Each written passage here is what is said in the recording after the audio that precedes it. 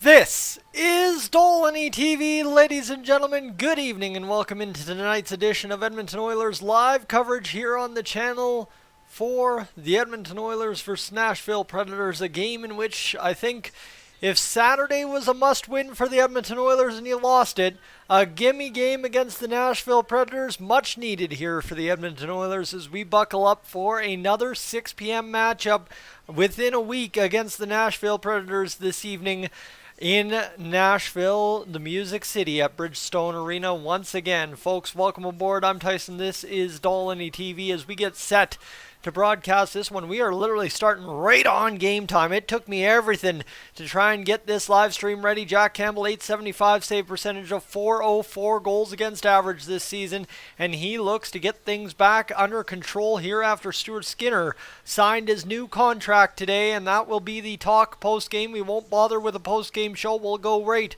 into Stuart Skinner signing that contract, and that will be our video for this evening. All right, that said, UC Saros opposing Mr. Jack Campbell in net this evening, so we'll see what ends up happening for the Oilers off the opening face-off. And that's, like I said, we're right at game time. Puck is down. The Predators have it along the near side wall within their own zone. They'll fire it up the boards and tipped into the Oilers' end, where Jack Campbell will see it come all the way down for, I believe, an icing call, or was that an offside? I'm not really sure. They're going to say that that face-off never even dropped at center ice, or the clock never went. Something weird happened there, and we've got 20 minutes left on the board, which means we'll reset and restart this game right off the hop. I thought we were off to a hot start. Never mind, the puck officially down to begin this game, and Leon Draisaitl won it for a brief moment.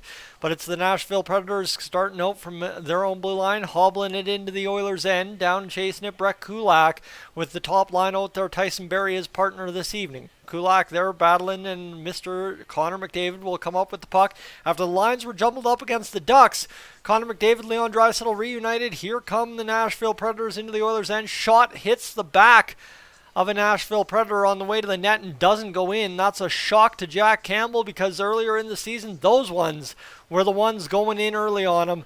As the Oilers just can't seem to escape the zone here. Brett Kulak receives the puck from Tyson Barrie, and the Oilers up and out of the zone as Kulak handles through the neutral and will dump off for a change into the near side corner. Devon Shore, of course, centering the fourth line today is Dylan Holloway, the third line center. Back the other way, the Predators shot on Campbell, comes steered into the corner. The Predators regain it immediately. I mean, they didn't waste no time. Shot coming in, and this one will be tipped up over top of the net. The Oilers able to regroup behind their net, and two Nugent-Hopkins along the near side wall. And again, one of those plays that McDavid made against the St. Louis Blues on Thursday. Just a little bit too much time to play it along the boards, and immediately coughs it up. Shot Campbell the save, and the Predators still in possession of it within the Oilers zone. Hits the referee, though, along the end boards, thankfully. And Cody Ceci once again battled off a puck, and this has been a real big problem for the Oilers here over the past 3 games. Just the puck battling effort level has just been not there at all. Thankfully, Yamamoto, though, a heady poke check within a slot pass and able to tip it all the way down into the Predators zone. Take me a while to warm up. I literally just got out of my car. It's freezing cold. It's minus 31 outside. Apologies. All right, here we go. Back the other way.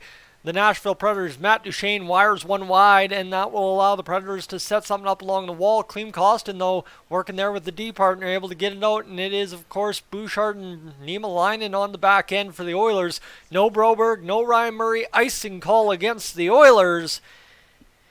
And we'll have a break in the action, but this is one of those things for the Oilers here. Jack Campbell, right? They're showing the replay of the first shot from the game the other night against the Predators, scoring that goal, and it was a big old letdown. And of course, for the Predators, then they went to do that against the Winnipeg Jets. But now the Predators lining up for another face-off draw here to the left of Jack Campbell.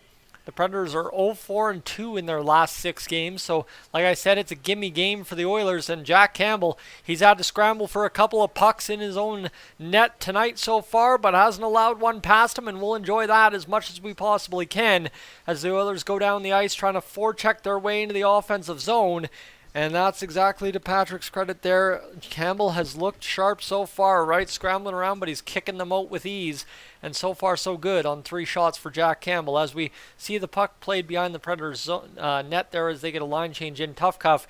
You're feeling it's Devon Shore's time. While centering that 4th line today, it would be nice to see that 4th line definitely contribute a goal. I know they've had a couple recently, but getting one again tonight would be a definite big plus. And Dylan Holloway. You know, it's weird to say, at this point of the season, Dylan Holloway, not much offensive production, but now centering his own line. And with a guy like Warren Foegele and a guy like Jesse Puljujarvi, Jack Michaels starts the call this evening of that line with the Dylan Holloway line jumps over the boards. So there you have it. Dylan Holloway features prominently tonight in this one here, a lost faceoff by the aforementioned Devon Shore that gets through on Jack Campbell, but he's able to steer it into the corner after a blocker save popped out in front. And the Predators, they've got 3 shots. The Oilers, no shots so far. At the next break in the action, I will get the scoreboard. Currently 0-0 between the Oilers and Preds right now. And we'll await the first goal of the game, and then hopefully we'll be able to get things going. The Predators, though, this season, second last in points from defensemen. Well, it's pretty hard to get points from your D-men when you're running an AHL lineup because of so many injuries. And that coming to fruition now in terms of the Oilers as well, with the D now down 2 NHL regulars, Marcus Niemelainen and Philip Broberg. Switch them out. They're NHL regulars, just they kind of sub out spots time to time. And the Oilers will headman this ahead onto the tape of Darnell Nurse, who will fire the first shot of the game off the pads and then try and throw one off a bank shot into the net, but it's denied. Comes to the near side boards. Nugent-Hopkins steering around for it, and Darnell Nurse back to that blue line, holding the line. That was a problem for the Oilers a couple of games ago, and so far they seem to have corrected it over the past few. But now Yamamoto in on the forecheck, trying to turn over a puck after Janmark just blindly threw it along the boards.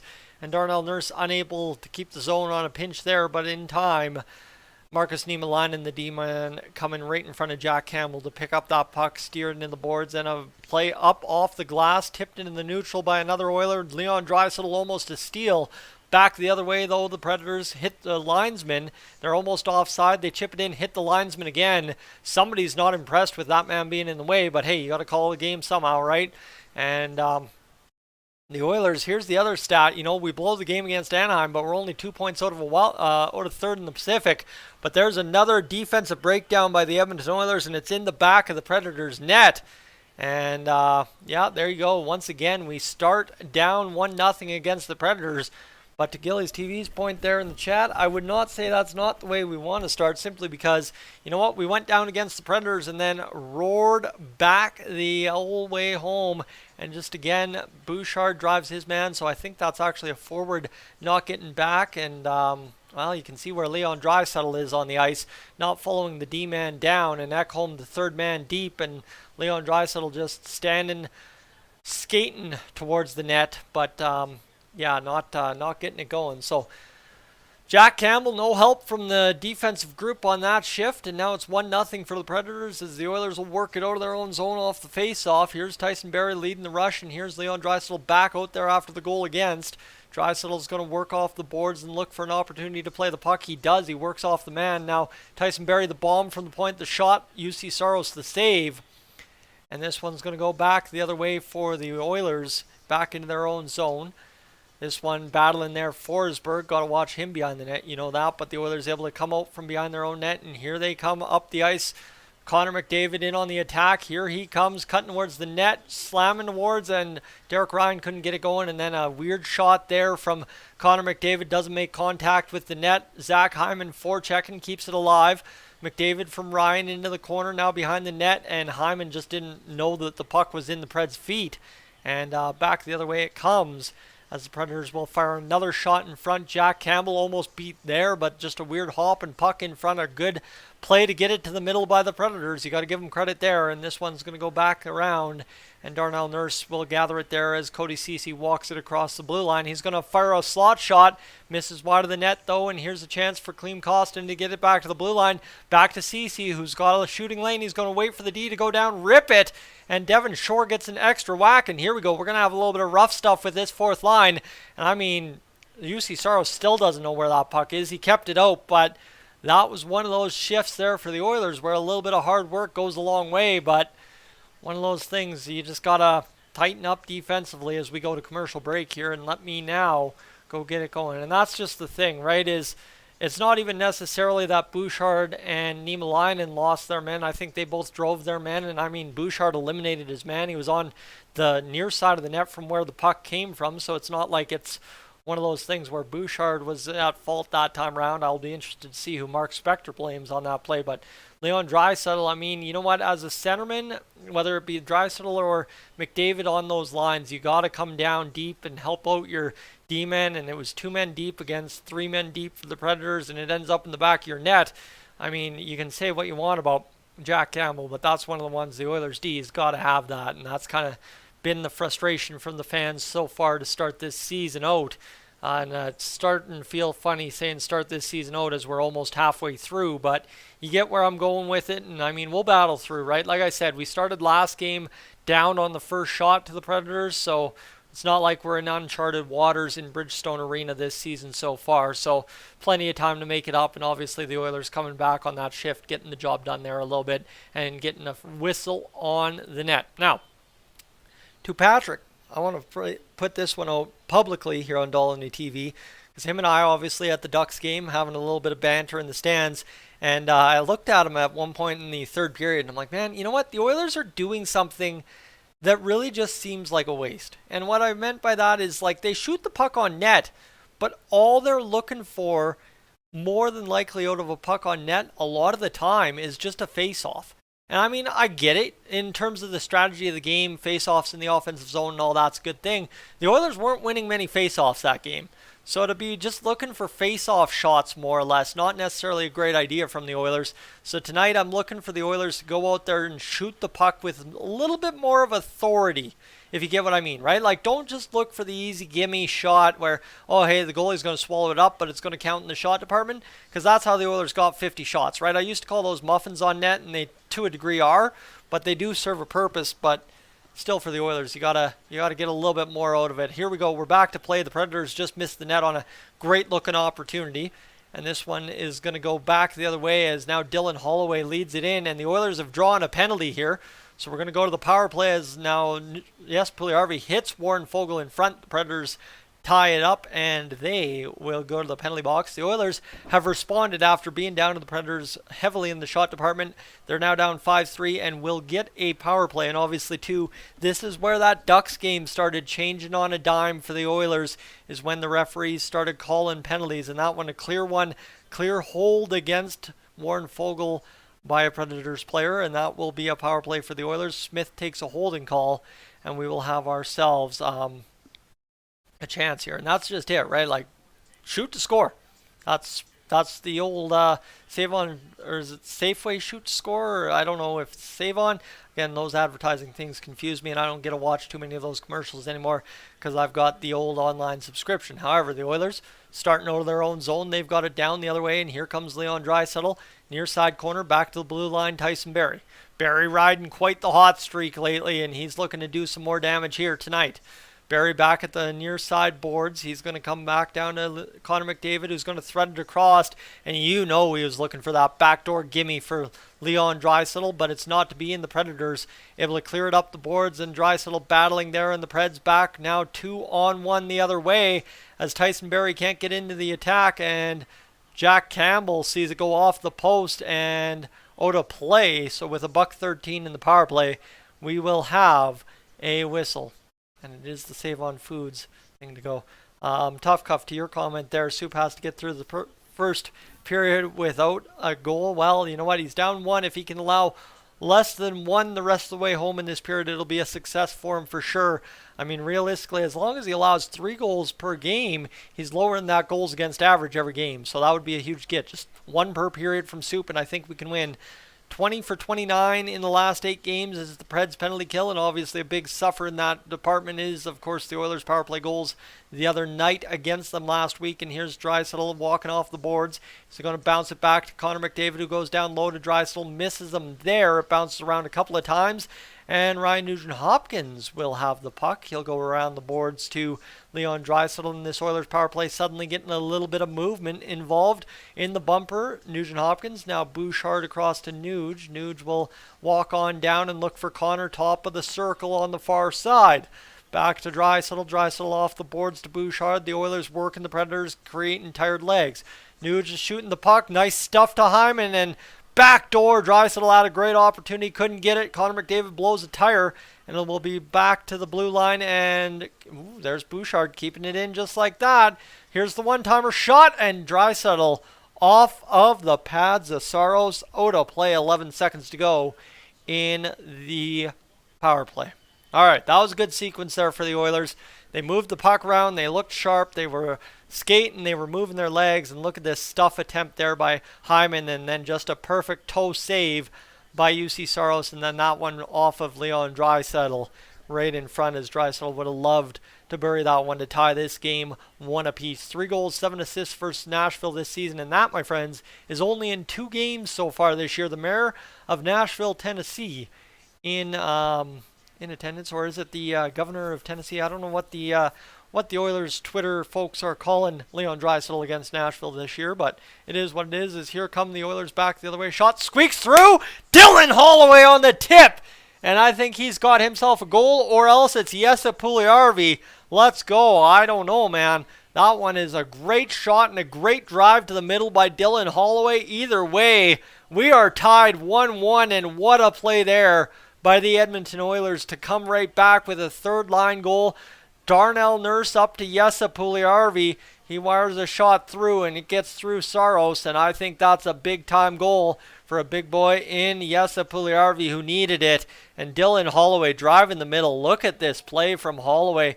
Great play there, and it just gets through Saros. I don't know if it's tipped or he was looking for the tip. Either way, it's announced as Puljujarvi's goal is first in 26 games, and that one a big-time get for the Edmonton Oilers, that's for sure, as Jesse Puljujarvi needed that one bad, and they got it in a tie game now, as Nashville will work off the boards. This one coming down behind the net now. Battling there, the Predators and Oilers tied 1-1 with 5 shots apiece in this game, and they are just trying to battle here in the defensive zone. Here we go.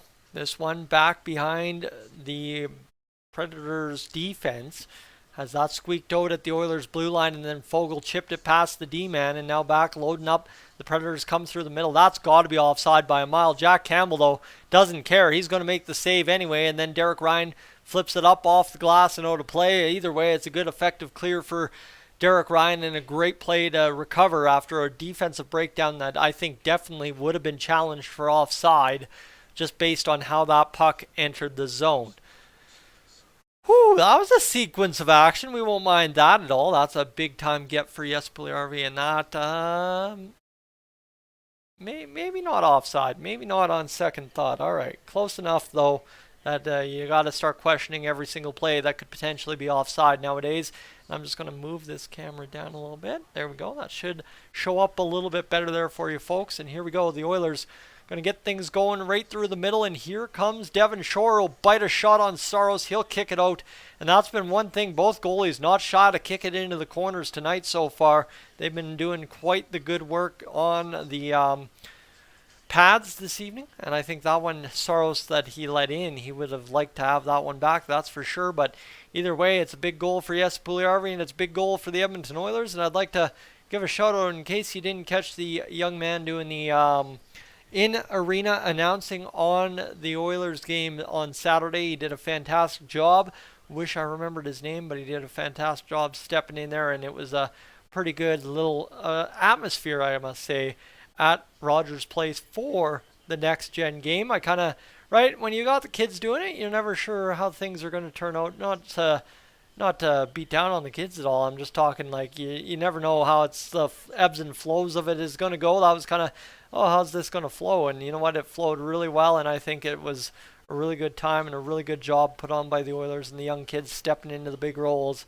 And I'm really excited to hopefully see the Oilers do more of that in the future, as the next-gen games are becoming a little bit more of a theme across professional sports. The Oilers, after surviving a face-off shot on Jack Campbell, will walk across the blue line of the Predators dump it in, and Mattias Ekholm's second goal of the season just getting announced on the Oilers broadcast now.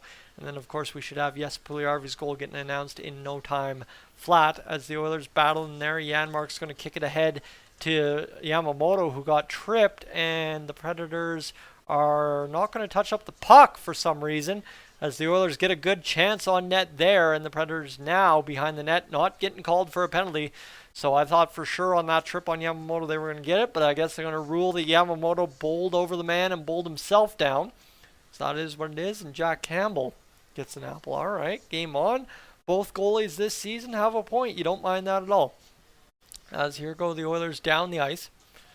Back chasing into their own end against the Predators forecheck. Darnell Nurse pins his man there, battling along the boards, and Niemelainen is able to take him down. It seemed to be a pair tonight, Niemelainen and Nurse, so they're going a little heavy on that D pair there. And Darnell Nurse will see this one skirted off and his helmet's come off now. He'll skate to the bench, so he'll leave his defensive responsibilities behind as Markus Niemelainen comes to the near side boards, battling there in these boards. I mean, all the talk last week about them, and they still aren't fixed.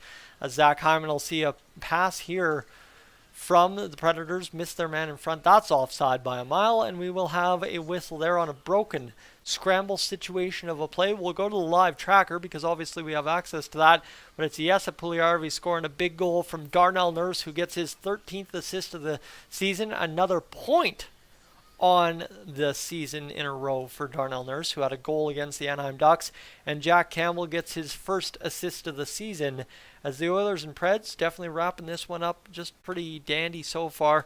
The only real difference in the department is the Predators have 8 face-off wins to the Oilers 3. Face-offs obviously a problem against Anaheim and a problem again early on in this one for the Edmonton Oilers. All right. Let's see what we got.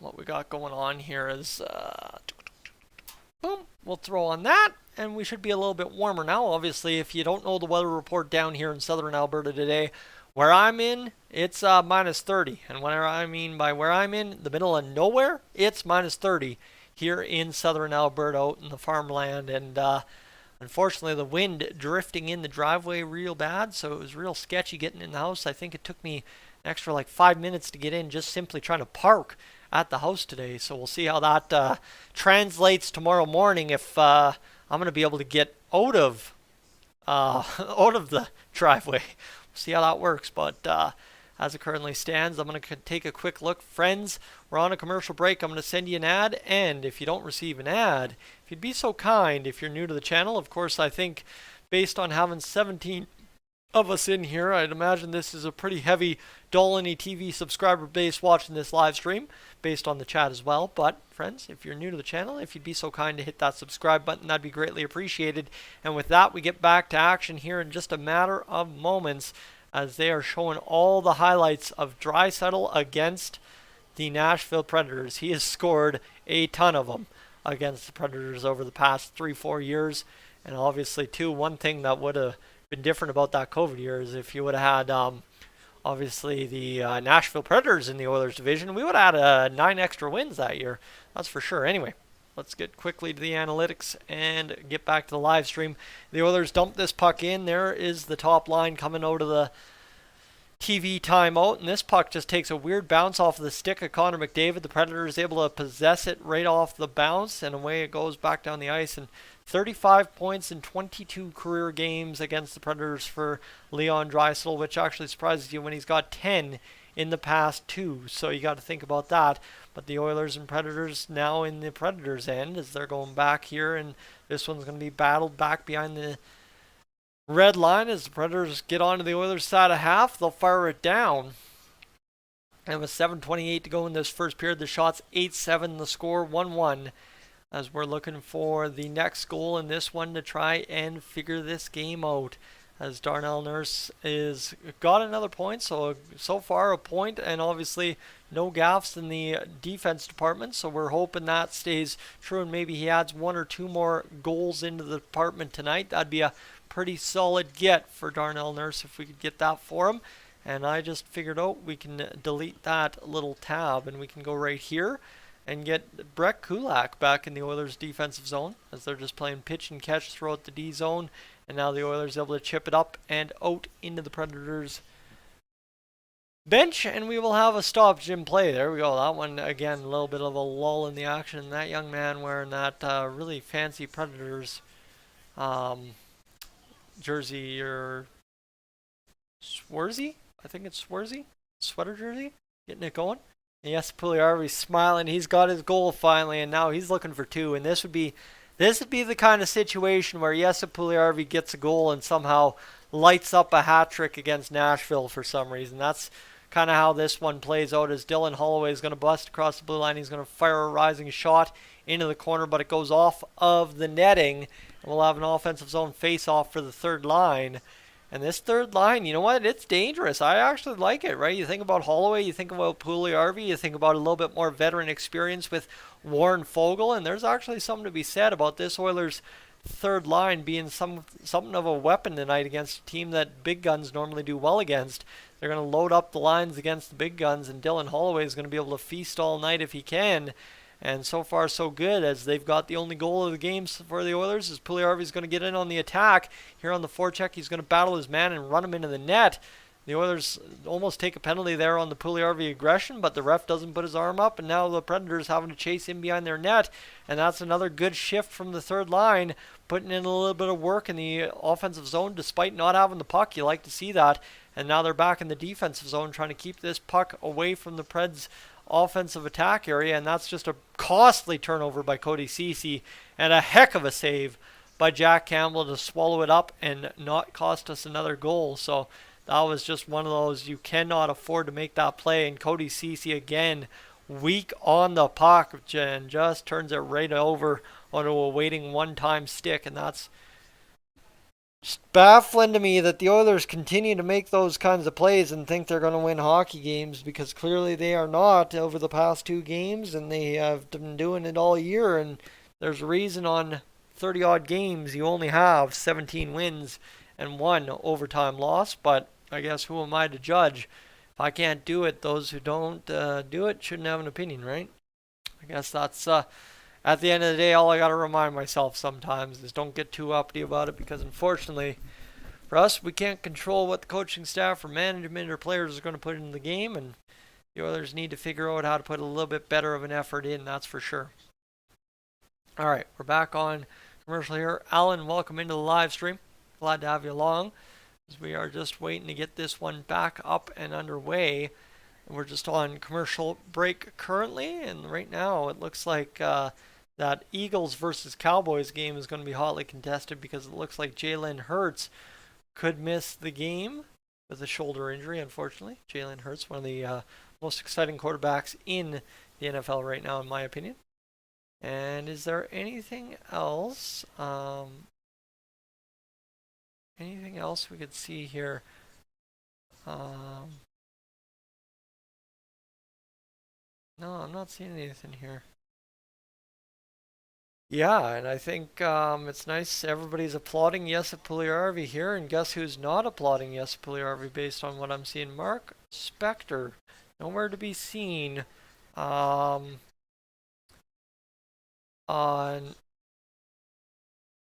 nothing on from Mark Spector on Jesse Puljujarvi getting that goal. So easy to critique, not easy to praise, I guess.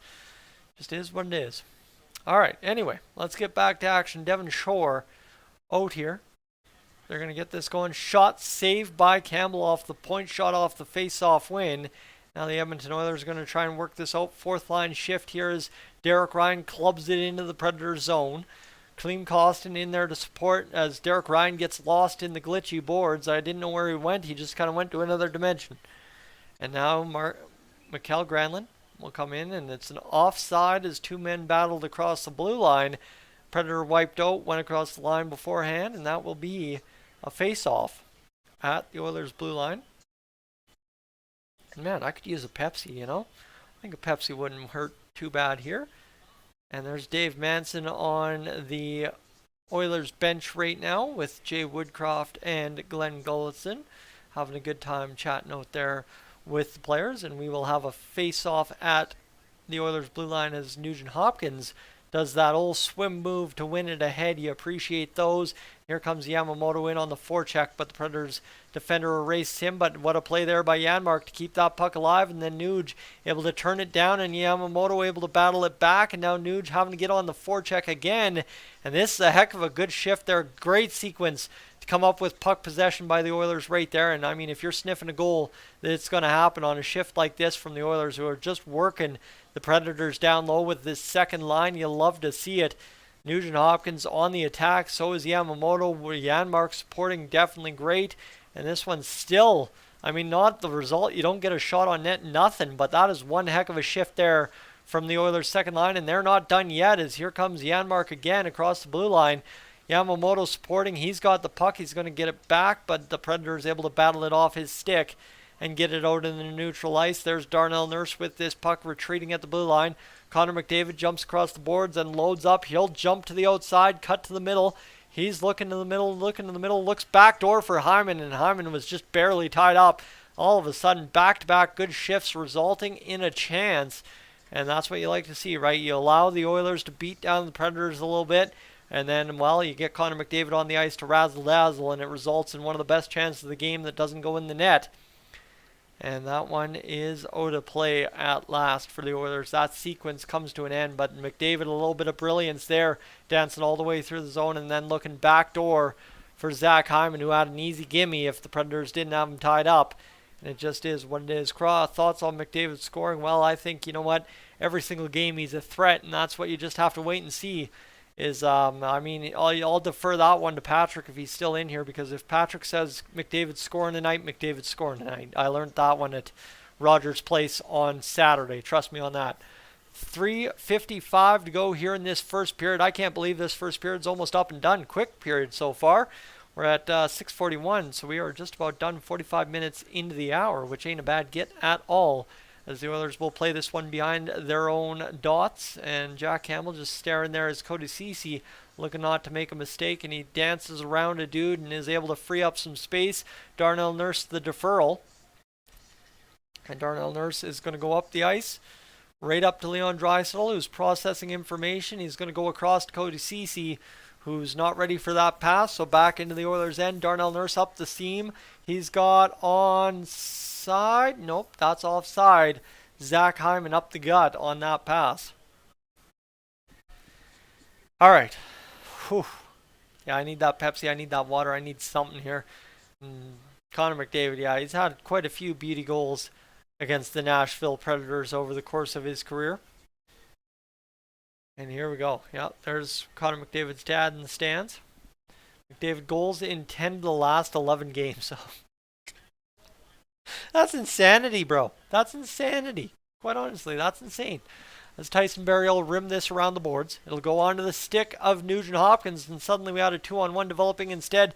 Nuge having to hold up at the blue line there with Janmark. So Nuge takes it in and shoots it high, but the Oilers able to retrieve again. And this second line right out back to action, getting out there and creating havoc in the Oilers zone, or Oilers offensive zone. But a breakaway pass, Kulak back to retreat, and he gets a perfect poke check in on Yakov Trenin. And this one will go now to Tyson Barrie, who gets it across to Matthias Janmark. Janmark looking there. Johansson recovers though, and Duchene in the offensive zone will play it back, and the shot comes in. Saved by Jack Campbell. And not to curse it, but this has been one heck of a recovery from Jack Campbell after allowing that goal. 12 shots so far, a pretty good performance. And he's been dancing with a pretty good game so far. So these Predators though, Yossi with just a heady pass. That's a beauty of a pass off the boards right up the gut and finds the man, and then Johansson with the shot on Jack Campbell that results in the freeze and cover. 2:31 to go. Brett Kulak's been burnt twice in this hockey game so far and not looking too great so far, but we'll battle through again. The Oilers defense is a patchwork, but as long as the patchwork doesn't break, you're usually good. And that's what we'd like to see tonight, another 2 goals or less against. Here comes Jesse Puljujarvi. He's firing the shot. It's blocked though. And you like to see it. Puljujarvi shooting the puck. That's a big get. Now if Puljujarvi can maintain the body play too, that'll be good. But here's Dylan Holloway getting greasy with it. Oh, battling the man, and you love to see that from Dylan Holloway. And this has probably been my biggest takeaway from this game so far for the Oilers. The compete level in terms of pucks in the offensive zone is up. I'm not talking defensive zone, but the offensive zone, the Oilers are battling and breaking themselves down a bit for pucks, and that's exactly what this third line continues to do. Short side shot there from Holloway on the one-timer. Doesn't go, but that's another excellent chance from the third line, and here's the Nashville Predators breaking into the neutral. They'll fire it on down to Jack Campbell, who's looking, hey, I'm playing this puck as quick as possible because we got an opportunity here to finish off this period with a goal with $1:30 to go in the first period of play. As the Oilers will work out of their own zone and get up the middle, and here comes Devon Shore again. Clem Costin's going to play it to the middle. It lands right on Shore's tape, and he gets a shot on UC Saros, and this is what I mean. The Oilers have looked dangerous in the offensive zone all game long. They've got 10 shots now, $1:17 in, and obviously now UC Saros settling into the game with 10 shots already. But again, when you're not getting heavily outshot and you're doing your job so far, not too bad for the Oilers. All right. $1:17 to go. We'll have a commercial break, so I'll send you guys an ad quickly as we'll try and not run an ad the rest of the period until halfway through the intermission. Yeah. Let's get this going. Leon Draisaitl off the face-off. Nobody there as the Oilers were loading up in the one-time position.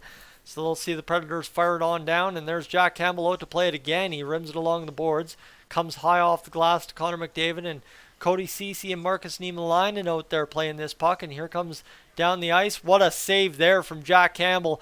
He was beat once on the back door, one-timer, not going to be beat twice, and that was a great save there to finish off this period. 13 shots on net for the Predators with 50 seconds to go, and the Oilers would like to try and maybe take the lead before this game's up and done for the first. And the Predators, though, push it into the offensive zone. They're going to fire another shot on Campbell. Great play there. Pick up by Draisaitl. He'll immediately turn it over on a blind one-time spinorama backhand pass, and there's a chance right on Campbell. He puts it in front and pads it away, and the Oilers again up and leaving their zone, but Josi battling there, trying to keep this puck alive. He does, down into the deep side of the Oilers zone. Nice play there by Kulak up the boards. The Oilers are going to rim it around the boards again to Kulak, and they're going to try and work this one off, and here come the Oilers up the ice a little bit. Kulak, though, tied up there by the Predators, and that, my friends, will do it for this first period of play as Clem Costin able to play the puck up and down the ice. And we will have a whistle to end the period. The buzzer goes.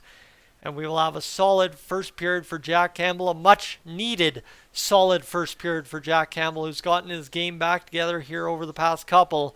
And looking pretty good there, making that save on the one-time chance for the Nashville Predators with 59 seconds to go in the first period. Folks, I'm Tyson. This is Dolynny TV. I'll have coverage of the first intermission coming up briefly.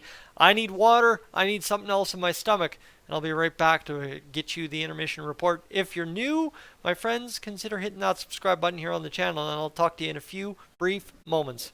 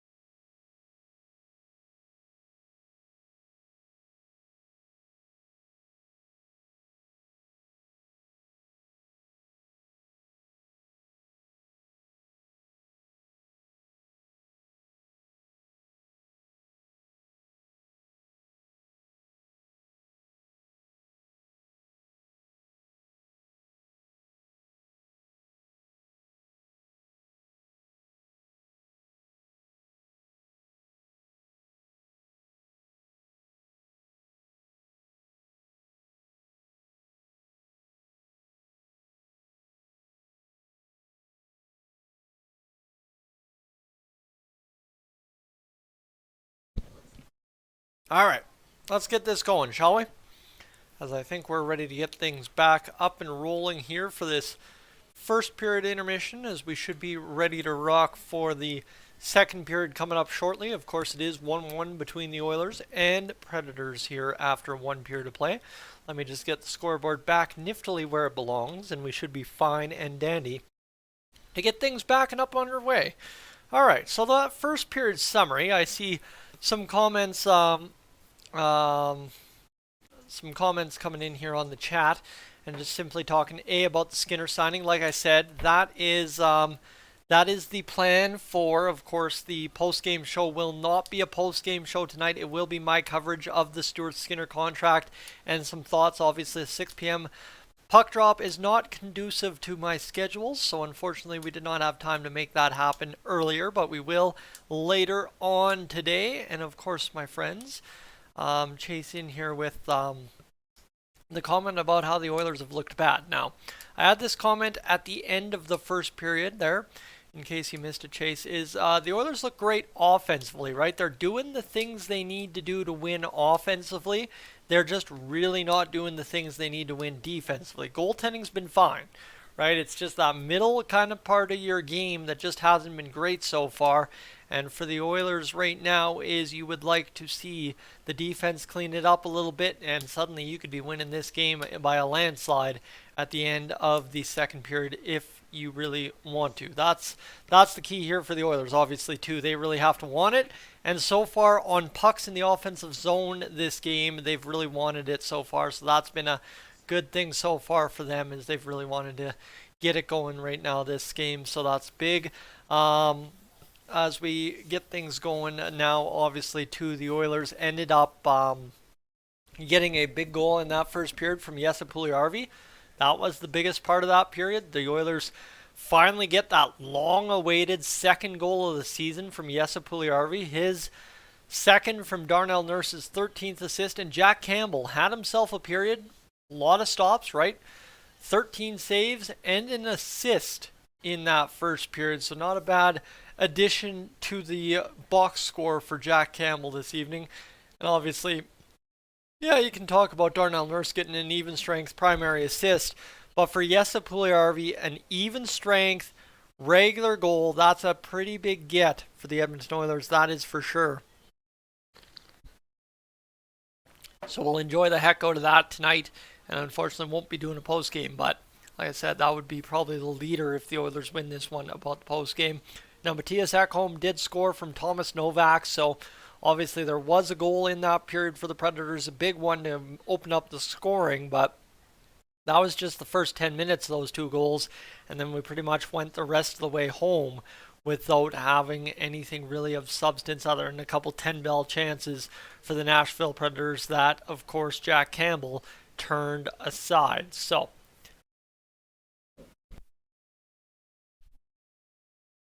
oh, brutal. All right. Anyway, Stu's proud for Skinner. Oil Rise happy about, or not Skinner, sorry, Puljujarvi, and Oil Rise is also happy about Puljujarvi. And Flipperdo, you're talking about the Rogers Wrapped and Red event commercials. Yeah, we'll be pretty happy to get some new commercials on TV, that is for sure. And that goal from Puljujarvi, a big one. And Digital, you're talking about obviously the Oilers defense always so weak. Well, it's one of those things, right? Is we talked about the Oilers defense being weak this time last year, right? This time last year, the Oilers were mired in a 15-game stretch that saw them win 2 out of their 15 games from December 3rd to like January 10th. So, I mean, we talked about the defense being weak then, we talked about the defense being weak now, and it all got sorted by the end of the season. So we hope we can get that going. And here's all of a sudden, just because we're playing the Predators, they're talking about the Oilers trading for Matthias Ekholm. I think out of Chychrun, Klingberg, Edmondson, or Ekholm, I think 100% you're trading for Matthias Ekholm. There's no way you're not trading for Ekholm if he's available out of those 4. I don't think Chychrun's that much of an upgrade. I think Ekholm's exactly what the Oilers would need. So just to give you a preview of tomorrow's video, I think that would make sense. And that's Cassie Campbell's pick as well, as I think that's pretty no-brainer pick if you're talking about those 4 players. I think Edmondson obviously gets a little bit of credit for that veteran leadership, but If Matthias Ekholm's available, you are taking Matthias Ekholm 10 times out of 10. And you gotta be honest with me, right? You got to. But they're gonna go with Jacob Chychrun, and I don't think so. I think Jacob Chychrun, there's a lot of fanfare about him, and obviously the contract's good and all that, but I think Matthias Ekholm by a mile is the best player on that list for the Edmonton Oilers, right? Jacob Chychrun, the best player on the list, but for the Edmonton Oilers, Matthias Ekholm is the best player by a mile in terms of the fit they need. A second pair defenseman who can spell off Nurse, right? You're talking about a guy who needs to be able to play first pairing minutes a couple of nights a month in place of Darnell Nurse when he's having a rough game, and that's exactly what Mr. Darnell Nurse needs, and of course what Matthias Ekholm would provide. Well, here's the thing, Flipperdo. It's not about the defense being bad last year. It's about the defense being bad this time last year. That's kind of my thing. The Oilers' defense was actually a lot better than anyone was willing to give them credit for at the start of the season last year. But unfortunately, there was a stretch pretty much from the start of the season to January 10th where you could say the D was suspect most nights when it came to the Oilers losing. But again, right, the Oilers did start 16-7, so they were able to kind of mirage that for a little bit off the start. But it was very evident out of that gate from that 16-7 start that Dave Tippett had to go and the team had to step up. That's what they did after that 15-game stretch there from December 2nd on, and obviously then things turned into what they did. Now the Oilers, obviously the reason why I harp on that so heavily the past couple of months is because the Oilers are capable of doing that again, and if they don't do that again, then they will be in trouble, but as long as they do that again, they will be fine.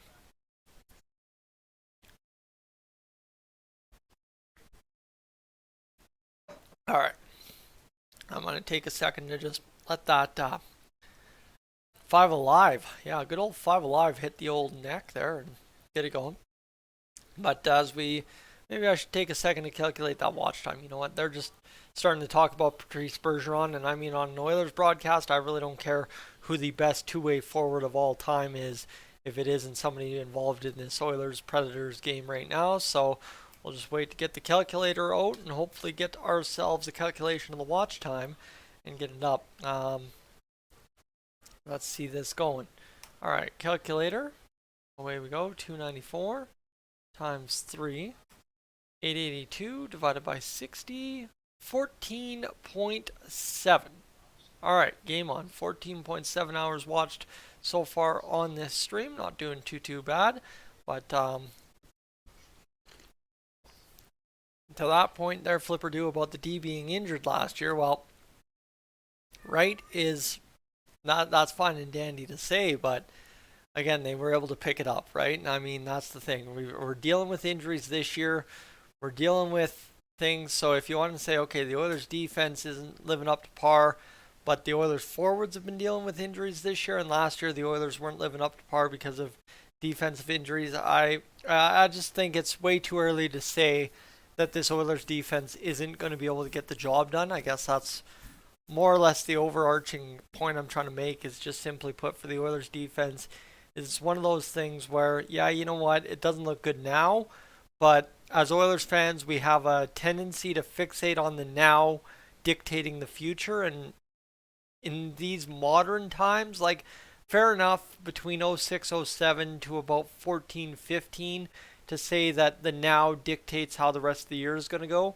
Again, right, if you would have told any Oilers fan in December that the Oilers were going to go to the third round of the Stanley Cup playoffs, they would have told you the team wasn't even going to make the playoffs, let alone. So that's just where I'm just harp back to that, get back in that mindset that, man, we were missing the playoffs last year because of that stretch, and then we got there. It's again, right? And obviously, I'm just going off of the complaints I saw. You got to remember too, right? I wasn't covering Oilers on YouTube at that point, so I may be missing quite a few key things in my analysis, and that's one thing I will admit up front is, did I follow near as hard as I do when I'm doing YouTube? No, because I was very busy making sure I was getting the most out of my life when I needed to get the most out of my life. Julie, welcome into the live stream. as we're just waiting for this game to get back underway and hopefully get things going. We should be fine to go. I'm going to send you guys an ad quickly just as we're on commercial break and let me know if you get it. And if you're new to the channel, friends, what I want you to do is consider here on Dolynny TV hitting that subscribe button. We were entering the night at 9,622 subscribers. Realistically, all I'm looking for is another 3 the rest of the way home to try and take home essentially that 9625. So as we're 375 away from getting this job done here on Boxing Day, that 10,000 subscriber mark. So I'd appreciate that if you'd be so kind to hit that. But there you go, the Bruins, a minus 2,500 on the line right now to win at home in the second intermission. That's I don't understand those betting lines at all, but it is what it is. And Julie, yes, as everybody jumps in there, I think everybody's pretty excited to be saying that about Jesse Puljujarvi scoring a goal, a big time goal for Jesse Puljujarvi tonight to make it 1-1. Obviously, that's the big thing there for Jesse was scoring the one that made it an even game and scoring the second of the season. And Patrick, yes, 375 is the rough number. I think right now, as it sits, where are we at? I think we were at 9622, but now we're sitting at 9623. So we're just 377. Unfortunately, 377 away from getting this job done here this month. It would be really nice to try and get something going here, but we'll see what ends up happening. Let's see what we can get going as I'm just quickly checking things over. There's not much happening there. And Khalid, you're going with a 4-1 win. And have I heard anything? No, I have not. Nothing so far. And do I still have that subscribe? Oh man, my stream is... Yikes, my stream on YouTube is way behind here. Nothing so far.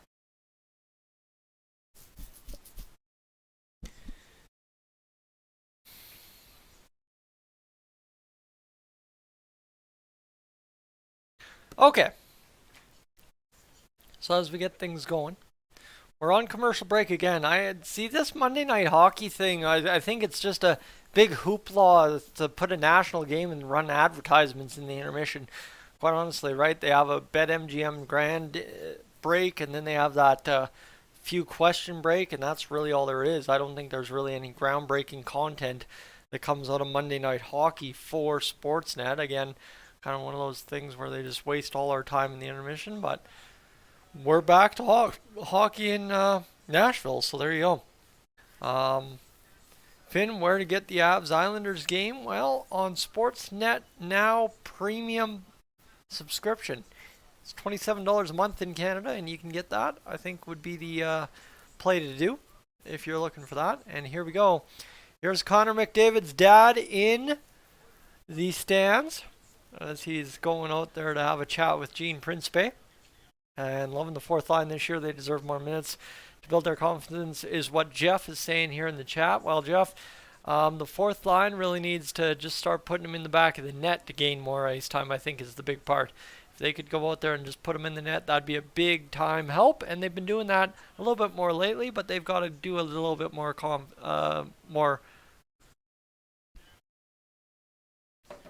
frequently. And John, welcome into the live stream this evening. Glad to have you along.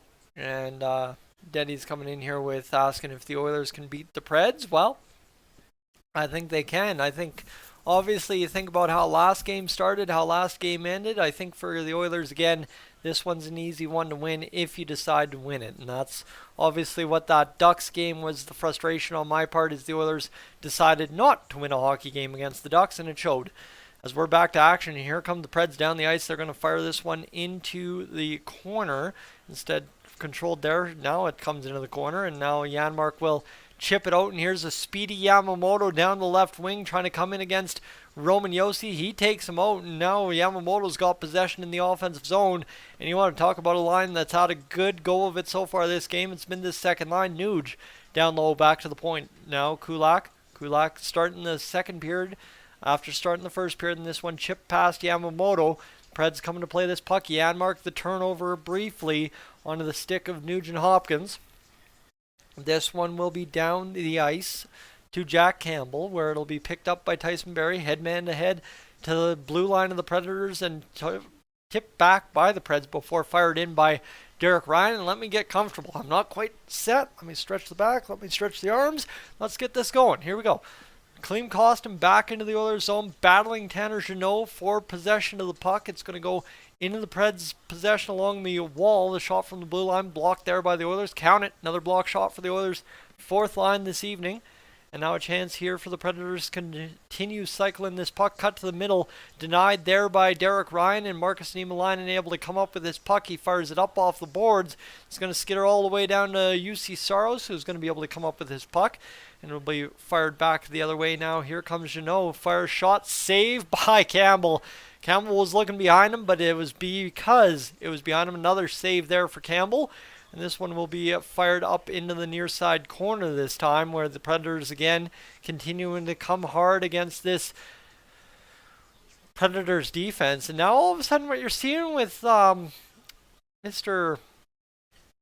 Jay Woodcroft tonight is he has run Niemelainen and Nurse out there quite a bit tonight so far. And I think that's a really good move to allow the big beefy defenseman on the back end to go out there and battle. And now all of a sudden Darnell Nurse jumps over the boards with Cody Ceci. But that's the thing, you can kind of spell Ceci and Bouchard together and then spell Nurse and Ceci alongside Nurse and Niemelainen out there as well, unless I just read a line change wrong. But the top line out there being hemmed in the defensive zone again by the Nashville Predators. They were hemmed in a couple of times by the Ducks last game, and a tip in front by Trennan goes wide of the net. Trennan off the boards. He'll leave it there for Duchene and tripped up by Hyman. Back official might have a call, but nothing as of yet, as the sixth forward hasn't joined the fray. Another Predators player goes down. And this one going to be fired in on net, and it just kind of weirdly bounces in front to Jack Campbell, who will freeze up the puck and hold on for a whistle there. And this one moved ahead there by the Predators, and that was a sound play on that first period pass there by Yossi. That one was one of them. And the home run passes so far for the Predators have been pretty solid. They've worked out. And Kurt, good evening. Welcome to you. And this one's going to be shot, fired, scored. Off the draw, and just a weird shot that gets through, and it's a goal for Gross. And that's literally his last name is Gross. But okay. The shot goes in, and I mean, I'm a little confused as to how that one developed. It just kind of came off the face-off. The Predators touch it 3 times, and then, oh no. Oh no. Shot was going completely wide, and it hits Tyson Barrie in the leg. That's not on anybody. That is just one of those bad place, bad time, and it just bounces right through and somehow into the back of the net. Oh my goodness. Yeah, Flipperdo, that's a great comment. That was just gross. That was just a terrible bounce.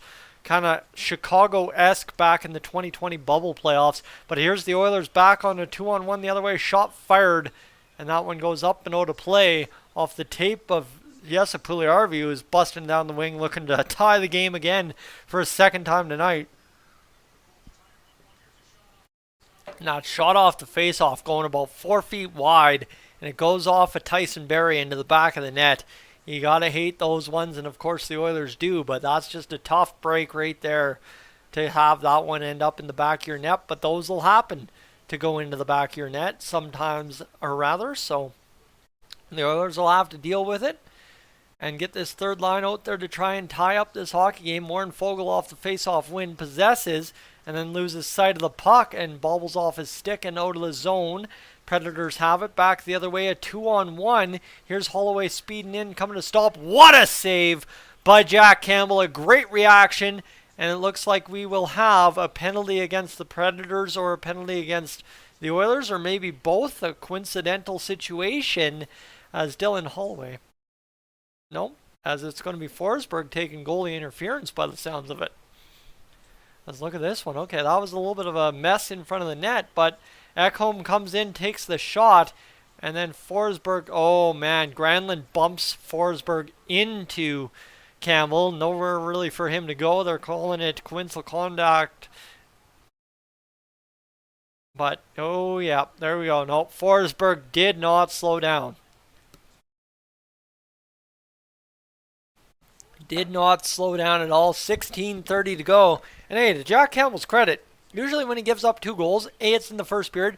B, it's already less than 10 shots. He's got 18 shots against. Plenty of time to rebound in this performance. And here we go. The Oilers get a power play immediately after. Game can change on a dime here. And they will call out whistle right away because that was not a good face-off. Connor McDavid hands the official the puck. Zach Hyman rallies in there. And obviously this quintet of power play prowess is going to go to work and try and get the job done. They only had 1 power play shot, but they did have some good looks on that power play and some good passes and some good effort there. And now behind the boards, they're trying to get things going behind the Predators net. And there's Leon Draisaitl. I make that goof up every couple of streams. But Leon Draisaitl will free it up to Tyson Barrie. And now Nugent-Hopkins back down to Tyson Barrie at the near side point off a Predator's stick. Ryan Nugent-Hopkins back to Draisaitl. He fires a shot. It drifts wide of the net, and the Predators able to clear the zone. With $1:30 to go, they'll go for a line change, and the Oilers will hop back on the puck and try and get this going. As here comes Leon Draisaitl skating it up the wing. He's going to take it himself. He's busting into the zone. He escapes a man and leaves it there for Tyson Barrie. Barrie's got an opportunity over to Connor McDavid. McDavid on the attack, and Zach Hyman scores the goal. Yes, indeed, Zach Hyman greases that one across the goal line, and you like to see that.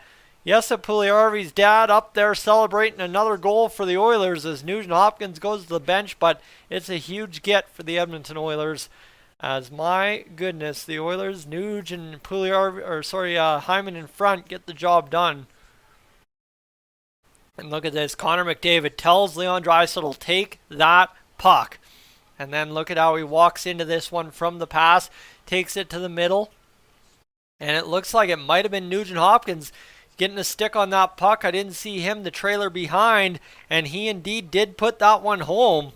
And that's how you score in front. And look at that. Yes, Puljujarvi's dad misses the high five, but he's celebrating heavy. He's liking this Oilers effort so far on the offensive side of the puck. And here's Jesse Puljujarvi right back out there. You like to see that. So all of a sudden, Puljujarvi scores a goal. And guess what? He's got a little bit more ice time here as this game's going long.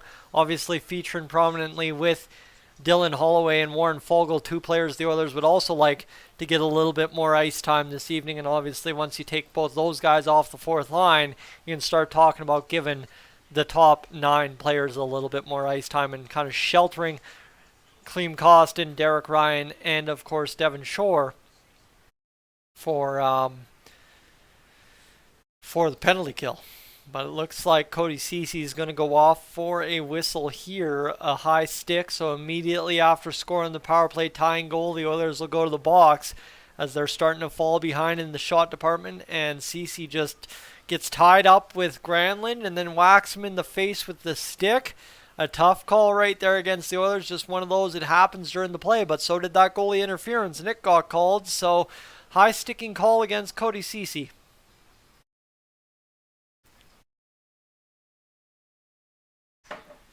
All right, here we go.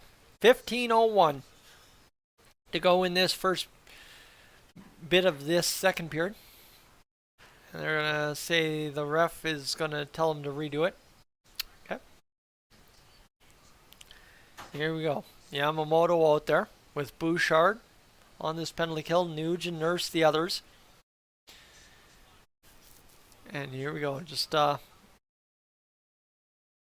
hey, Jackson, welcome in. So we get things going. Behind the Oilers net, the penalty kill now ranked 25th in the NHL. So that's one thing the Oilers have vastly improved over the past several games, is getting that penalty kill percentage up. And it went from 29th now to 25th in the past 2 weeks. So that's a big get. And obviously going against this Nashville Predators team that's 0 for 20 in their last 6 games, well, you would like to continue your streak of dominance right here, right now. And yes, indeed, Yamamoto is able to clear it down the ice. 14:28 to go in this second period. $1:24 to go in the power play for the Nashville Predators. So you've already killed 40 seconds, and the Preds yet to get a shot on the goal. 11.9 home power play percentage for the Predators, mired in a 6-game losing streak right now. This one back down low, Campbell able to tip it away, and here's Connor McDavid loading up on the penalty kill. This is why they've got him out there on the penalty kill nowadays. And this one's going to go back off of McDavid. A good penalty killing effort there to just take it up the ice and make something of nothing. And now with 50 seconds to go, this one is going to go down the ice into the Oilers' end. Predators walk it along the boards, and they'll play it back around behind the net. And here's Roman Josi. He'll get it back down, and a chance now to go back to the point of the Predators. Preds will survey. Josi back. He's got the one-time option. He'll fire the shot. Tipped in on Campbell, who scoops it up. 19th shot of the game. 17th save. 30 seconds to go in the power play for the Nashville Predators. We'll have a pause in the action. I'll send you guys an ad quickly, and we will things here. Calculator. I want to just quickly throw this one at you. 3.6 minutes watched on the stream on average on 438 views. My friends, that calculates out to 26.28 hours. So we are just about there in terms of the watch time we need for tonight. Halfway through the game, shot saved by Campbell. And that's the beauty of this. It'll keep adding up as we go along tonight. And we should be able to get ourselves to that 50 hours watched milestone yet again. I think I've been below 100 hours on a day twice this month so far, so we've had ourselves a pretty great month here on Dolynny TV, and it's only going to get better during the World Juniors. So if you'd be so kind to subscribe and stick around for the World Juniors, I'd greatly appreciate that. The Predators lose possession at the blue line, and it'll go all the way down to Saros, and that, my friends, unless the Preds rush up the ice real quick, will do it for the power play for the Nashville Predators, who now go 0 for extending into game number 7 of what potentially could be a losing streak as long as the Oilers decide to win this hockey game here tonight. This one for Cody Ceci coming out of the box. He's the third defenseman on the ice, the all too rare combination of that. Now Bouchard and Draisaitl on the ice. Draisaitl cutting in the middle, denied there by UC Saros. Well, that's Darnell Nurse going around the boards to the near side. Nobody's home. Back the other way, 2-on-1, but here's cutting back into the play, Klim Kostin, who's got now Derek Ryan cutting out wide to the boards. Ryan will fire the shot, saved by Saros. Now Devon Shore right back on it. He tries to fire one in front. Great idea, doesn't work out. Goes around the boards, and a chance here now to keep it in. Niemelainen, he can't do it. Down the ice it goes. Icing against the Nashville Predators. Casey, good evening. Welcome into tonight's broadcast. This is, of course, an Oilers Homers broadcast, but hey, we'll take the Preds fan support as well. And for some reason, my left eye always gets a little bit cranked just because that light's right up there. But as we're getting this one going, Connor McDavid jumps over the boards. Here's Leon Draisaitl talking to Zach Hyman about this play that they've got coming up. Draisaitl loses the draw. It comes around the boards. That'll be kept there by Niemelainen, who's out there with Evan Bouchard. Bouchard rims it off the boards, trying to hit somebody. And a chance here will be fired on down, but this one going to be worked by Evan Bouchard, who will fire it into the Predators' end. Maybe the camera didn't want to move and show me that, but finally it did. And now the Oilers onside as the stretch pass cut off that time, but now Evan Bouchard leaves it to nobody. A shot fired in by Niemelainen back behind the net. The Predators in behind their own net now because of that play, and we've got just about half of this second period to go now. All of a sudden the play-by-play goal gets a little bit more choppy as this game goes along. 11:27 to go, and this one back into the Oilers offensive end as there's that second line getting to work again. Yamamoto battling a man off in the offensive zone, and that's one thing about Yamamoto. He doesn't care who he's going up against. He's battling out there, and that was a great play by him to escape a couple of checks and get it deep, and that will be an offside at the Oilers' blue line after the Predators carried it back the other way. Jackson, to your comment there about who is better, Gretzky or Ovechkin? Well, the better goal scorer will be Ovechkin, but you ain't arguing that Gretzky is a worse player than Alex Ovechkin. I'm sorry. That's the end of the day right there. All right, quickly to Twitter, where we need to check in on Mark Spector to see if he is okay. with obviously the goal by Puljujarvi. We'll go over to Mark Spector here and see what he's saying. As this one will go here. It will go Puljujarvi thinking shoot off 2-on-1, a little confidence. There we go. So literally doesn't even talk about Puljujarvi scoring a goal. Like this guy, literally guy, what are you doing?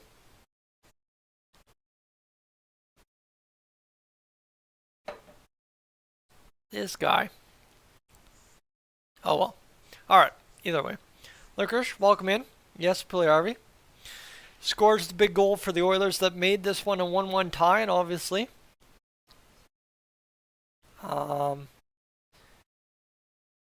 we're just waiting for this Oilers team to go score the leading goal, right? The goal that gets them the lead tonight. That'd be a nice thing. And obviously for the Oilers on that power play, Tyson Barrie draws the assist from Connor McDavid, and obviously, Ryan Nugent-Hopkins, his 16th goal of the season. And Connor McDavid's 35th assist of the year alongside Tyson Barrie's 22nd. Like I said, Barrie's been munching points and making it very hard to move him this year. And we'll see what Tyson Barrie wants to do with another Oilers power play later tonight, if he gets another one. And there's Jack Michaels and Louis DeBrusque on the call tonight. And here we go. Jack Michaels talking, and he's got one of those orange and blue pocket sitters there. I don't actually know what the proper term is. I'm a broadcaster and I don't know what the proper term is. Yikers, but you get where I'm going here for the Oilers. As it's back the other way. Oilers colors nonetheless. And here's Brett Kulak getting it going, and now the Predators able to turn it over on a weird hop, and now the Oilers again turn it over on a weak effort there by the Predators to keep it in. And Jordan Gross, obviously his goal, Trennan gets an assist, Johansson gets an assist, and Nugent-Hopkins' 16th goal of the season from McDavid and Tyson Barrie. This one here now for the Oilers. Ryan Nugent-Hopkins back the other way. Nuge will fire it in behind the Preds net. That one Janmark trying to come up with. He does for the time being. And now it'll go back up to Brett Kulak. Kulak across to Tyson Barrie. Barrie will fire this one in. 10:21 to go in the second period with 20-13 the shots for the Nashville Predators in this hockey game so far. And I'm quite glad actually to see that the watch time and the views have picked up here on the live stream. We're going to hopefully trend towards 1,000 views on the live stream again tonight. That'd be greatly appreciated. We're only halfway through the hockey game at about 486, so we should be able to do it where we get up to that big old 1,000 number hopefully tonight. Klim Kostin battling here on this fourth line for the Oilers tonight. In comes Derek Ryan for the face-off draw. Ryan wins it back cleanly. Cody Ceci fires the shot. It goes off the end boards. Derek Ryan meets it there, and it's a scramble behind the net suddenly. Derek Ryan able to keep battling it, but the Predators turn it over high at the blue line. Shot blocked there by the Preds at their own blue line. And now a play here for the Oilers to play it up the boards and chipped into the Predators zone. Klim Kostin, Derek Ryan trying to seal off their men from making a play. 9:54 to go in this second period. Chance now as the Predators will fake the shot from Fabro, and this is all kinds of great gamesmanship by Kostin, who just held the man up as long as he possibly could. Kostin takes a swipe, loses his stick, goes back to Jack Campbell, and this will be a penalty against Klim Kostin. They will say he took a slash, and Klim Kostin is going to go to the box for a slashing call. And yep, they're gonna nail Klim Kostin for a slash on Duchene, a one-handed little wackadoodle, and that's going to go to the box for 2 minutes, and the Predators get a chance to bust the 0 for 21 slump. All right.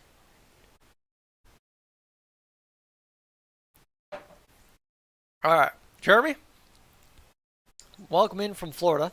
Glad to have you along again for another broadcast as friends. We're on the pace for 10,000 subscribers here by Boxing Day based on how it's going, but I'd love it if you're new to the channel and you'd be so kind to consider hitting that subscribe button right now. Maybe, just maybe, if we can really run into something here, we'd be lucky enough to hit it right on Boxing Day, bright and early on the first World Juniors live stream of the game. So that is to you my first question. If you've enjoyed the play-by-play so far, you want to stick around for the World Juniors and the rest of the Edmonton Oilers season, I'd love to have you along. That's for sure. It's been a pretty fun year so far. And of course, hey, the Oilers' best hockey is yet to come as I've been building it up. So hopefully we can get that going. Tonight, we enter into a tie for third place in the Pacific Division. So don't mind me getting back into a guaranteed playoff spot with a win tonight if we can do it. Obviously, like I said, tonight really depends on if the Oilers want to win the hockey game, and so far so good it appears that they do. So we'll see what ends up happening for them tonight. Obviously up to 9,624 subscribers right now on the marks, so we'll see what happens translating that into numbers the rest of the way home this year. But as we're up, 423 views on the stream here in the past hour. Had a total of 380 last hour, total of 208 this hour, and obviously things looking very good on Dolynny TV here in the past little bit. Things definitely getting a lot of views here on Dolynny TV as things go along this season. All right, anyway, let's get this going. Stuart Skinner, things going. And Pram, do I think they trade for Fowler? I don't know. I think the Monday Night Hockey broadcast just brought up Matthias Ekholm again, and I wouldn't mind Matthias Ekholm at all. I'd really take Matthias Ekholm. I think that's the best option available to the Oilers, or to the three guys they mentioned in that comparison. So I wouldn't mind that at all, as the shot drifts wide of the net. And Patrick has your stats right there that you need to know. If third place and we've been struggling, turn it up, and first place is locked up. That's kind of the problem for the Oilers, is really first place is not that far out of reach. You start winning 4 or 5 in a row, lose 1, 4 or 5 in a row, we're in first place by the end of January, and it's kind of a laugher. Keep doing what we're doing, and hey, stay in third place. It's a guaranteed playoff spot. Don't worry about me. But the Oilers dumped down deep, and nobody really felt like coming to get it. Obviously, on the power play here for the Predators, so they got all the time in the world to make the play. The Oilers don't want to get caught up ice. And here come the Preds back the other way. Here's Granlund skating across the blue line. He's going to whistle it off to the far boards, and now a chance to get it back to the blue line. That goes back to the far side corner, back to the blue line, and the Oilers able to cut it off there. And here come the Oilers back the other way. A great pass by Connor McDavid. Matthias Janmark, his penalty-killing partner, and he's going to leave it there for McDavid. Suddenly the Oilers have something cooking on the penalty kill, and here's McDavid really giving it us all out there on the penalty kill, keeping this puck alive in the offensive zone as long as possible to kill off the Predators' penalty. And here's a chance here. Shot. Oof. That was bad. That was bad. I mean, the Predators literally just cut towards the net and chip it up and over top of Jack Campbell, who's about 2 feet off the ice total on that poke check attempt, and it is 3-2 for the Nashville Predators on the power play. Wow. All right, that was not good, as this one just chips there, and Cody Ceci gets turned inside out. But I mean, Jack Campbell comes way out of his net to play that puck, and he's like 2 feet off the ground pretty much. I don't know how Jack Campbell keeps justifying not covering the top half of the net, but there it is. It's 3-2, and Matt Duchene scores the goal. It's 21 shots, 3 goals for Matt Duchene, and the Oilers are still looking at this one, still looking at it, and Jay Woodcroft is going to nod himself off. And Ben, you watch it? Thank you. I appreciate the great comment. And the Predators are going to go up the ice again. 2-on-2 back the other way. Connor McDavid cuts the puck off. Obviously, we are still looking for that Connor McDavid goal, and he's back out there on the ice, so we'll be interested to see what happens as UC Saros plays a Zach Hyman shot off the glove. And game number 7, of course, all streaks end against the Oilers, and that was the big one there for the Predators. The first power play goal in 7 games. Niemelainen turned up ice and almost got turned around, as here's the Oilers back behind their own net. This one a chance here for Evan Bouchard to to come out of the defensive zone. He does. Leon Draisaitl lumbering across the blue line, looking for that big goal against the Predators to once again tie this hockey game. Evan Bouchard across to Leon Draisaitl, down low to Connor McDavid, who eats that puck up off the boards. A beautiful play, and then looking backdoor for Leon Draisaitl, who would have had a tap in had he known that pass was coming. And here's the chance for Connor McDavid. Now a chance here behind. Shot saved by Campbell possibly. UC Saros gets it going. And shot across. And this is Predators. Far side boards battling. It comes out of the zone. And now UC Saros there at the point. And 6:26 to go here in this second period of play. Brett Kulak's got him tied up along the boards. And Predators able to come off the wall with the puck again. And here's a chance right to the middle. The Predators looking to cut it up into the middle. Philip Forsberg can't get it going. Connor McDavid's been out there for a minute 50 again. Of course, here's the problem, right? After giving up the goal shorthanded, Connor was on the penalty kill, and now he's taking a minute 50 shift.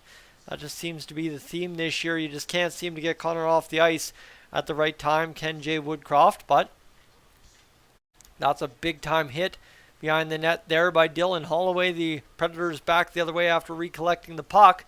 And they're going to work this one across the open man in Johansson. Johansson's going to here. And Johansson, sorry, I'm saying Johansson because Marcus Johansson is Ryan Johansson. And this one's going to go back into the middle of the ice. 5:30 to go here in this first or second period. If you're wondering what's happened, I've kind of run out of liquid in my cup. So, and then Darnell Nurse absolutely torques Dylan Holloway in the middle of the ice with a big old body check. It comes down to Jack Campbell. And this one's going back to Darnell Nurse. And a chance here to get it up the boards as this one will go all the way down to the Predators' back half. Clem Costin eats a high stick, but it's on a follow-through, so it's not a penalty. And this one's going to go back into Predators' possession off of a weird bounce, back into Oilers' possession at their own blue line.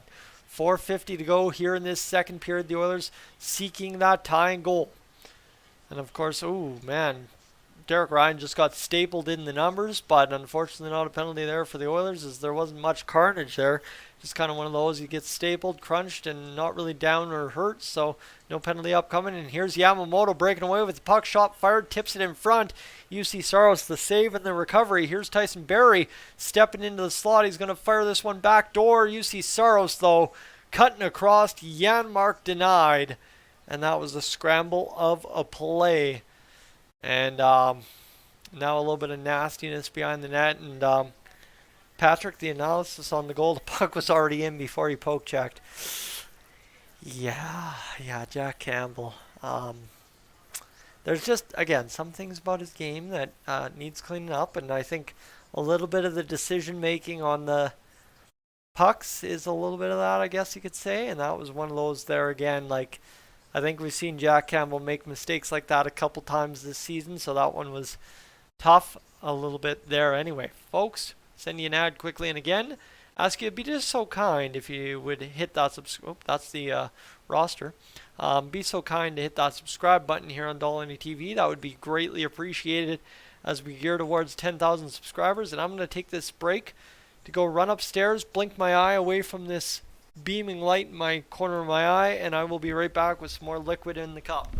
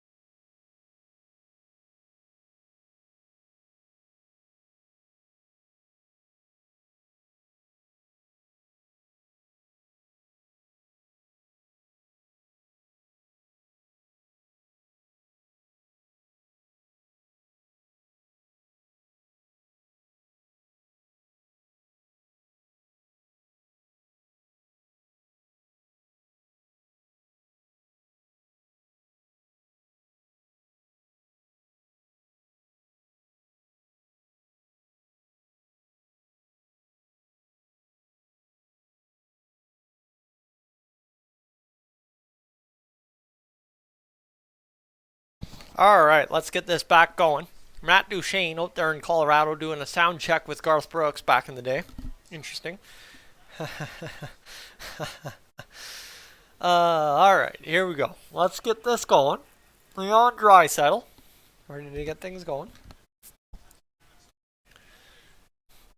Wrong cup. Wrong cup. I don't know what cup's what. Let's get this going. All right. Here we go. 4:21 to go in this third period. And this is going to go back behind the Oilers' blue line. So they have to chip it up into the neutral now on a pass by Tyson Barrie. Here's Connor McDavid, who just had a minute 50 shift. Takes a TV timeout and pops up right back out there. Good old rally by Connor McDavid to get back on the ice. And it just really doesn't matter. He could roll any line right now and possibly get the tying goal if you're the Oilers. But Connor McDavid will do. Zach Hyman chips it in on the attack. Hyman's going to be sealed off by two Preds and still get to the puck in front. And a great chance there for Draisaitl to tie it, but he couldn't get it past UC Saros. Now here's Connor McDavid down to Zach Hyman. Denied. And man, that pass there by McDavid to Hyman always is just such a dangerous play. And it's so fantastic to see Hyman has those skills to take that puck right into the net most times out of that. Leon Draisaitl was just absolutely driven back into the boards. No call. This top line's got something going here despite the botched call. And that's a great play by Darnell Nurse to shoot that puck on net. Now Zach Hyman battling for it.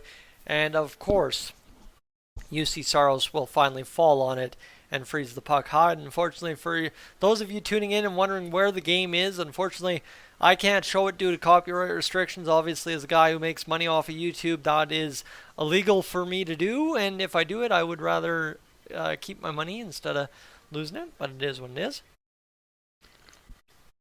And we'll figure it out as the season goes on that YouTubers can't show the game. But every year, new people can join YouTube and new people not knowing how this whole program works. So that's fine. I'll make sure to remind you at least a couple times a stream. Oilers' second line on the ice. And I mean, the Oilers' second line is probably the hardest on the puck so far this game. Like, they've had some great turnovers in the offensive zone, generating takeaways from the Predators, and obviously two doing some great work. But this one turned over to the Predators at the high blue line, and now a chance for them to get zone time of their own against this Oilers' second line. Here's stepping off the boards, the shot fired into the corner of the Predators. 23 shots, the Oilers 20. So shots have crept up here over the past few minutes, which is nice to see out of the Edmonton Oilers. This one's Janmark battling into the middle. Gross was able to chop it perfectly. Good little play under pressure there by the Oilers. But they can't get going forward, so now the Predators back the other way. Here's another play for the Oilers to chip it out in the neutral, and that's two botched zone entries by the Predators that the Oilers were just able to chip out.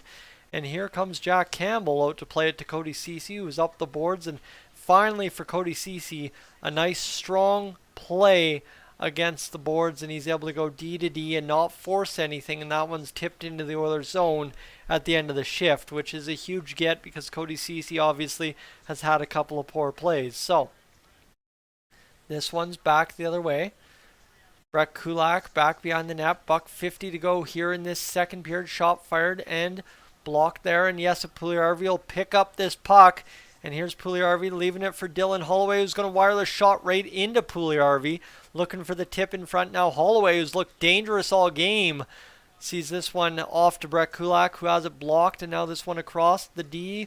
And shot comes around the boards. And now all of a sudden UC Saros out to play it. He gets it onto the stick, but Warren Fogle able to tip it there. Not enough to keep it on, unfortunately. And now a chance here for the Oilers to get it back the other way. Here comes Evan Bouchard firing it around the boards right onto a waiting stick of Leon Draisaitl. Fourth line doesn't get a shift in rotation. Bucko 7 to go in this third period.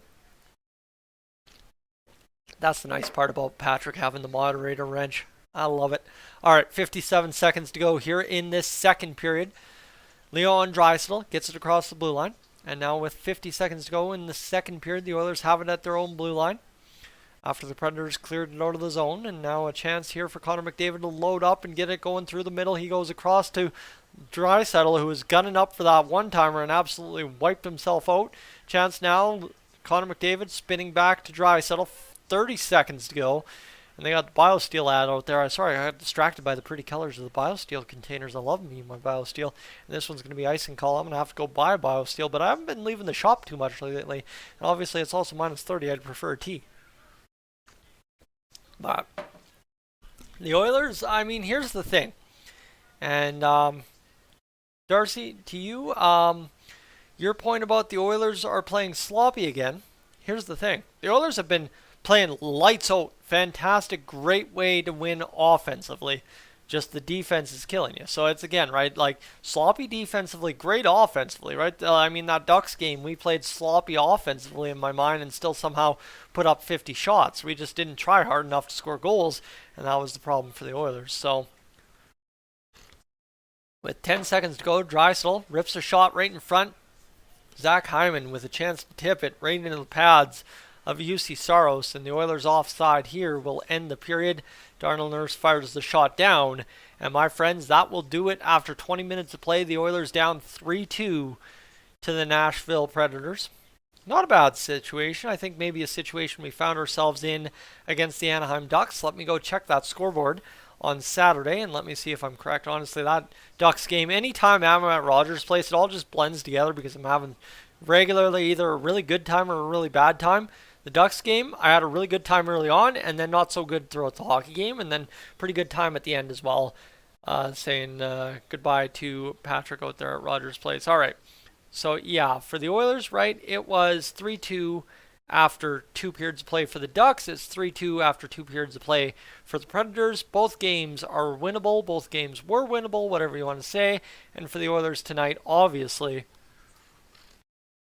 this one's still very winnable against a team that's on a 6-game losing streak like the Nashville Predators. All right, my friends, 9,626 subscribers. So there you go, Patrick. Now 374. We don't mind that. We'll take that all day if we can. And as things line up here on the live stream, looks like things are coming together as we're really heating up here in the 43rd minute of the hour at 342 views on the stream. All right, quickly as we head on over here. All right, let's get this going.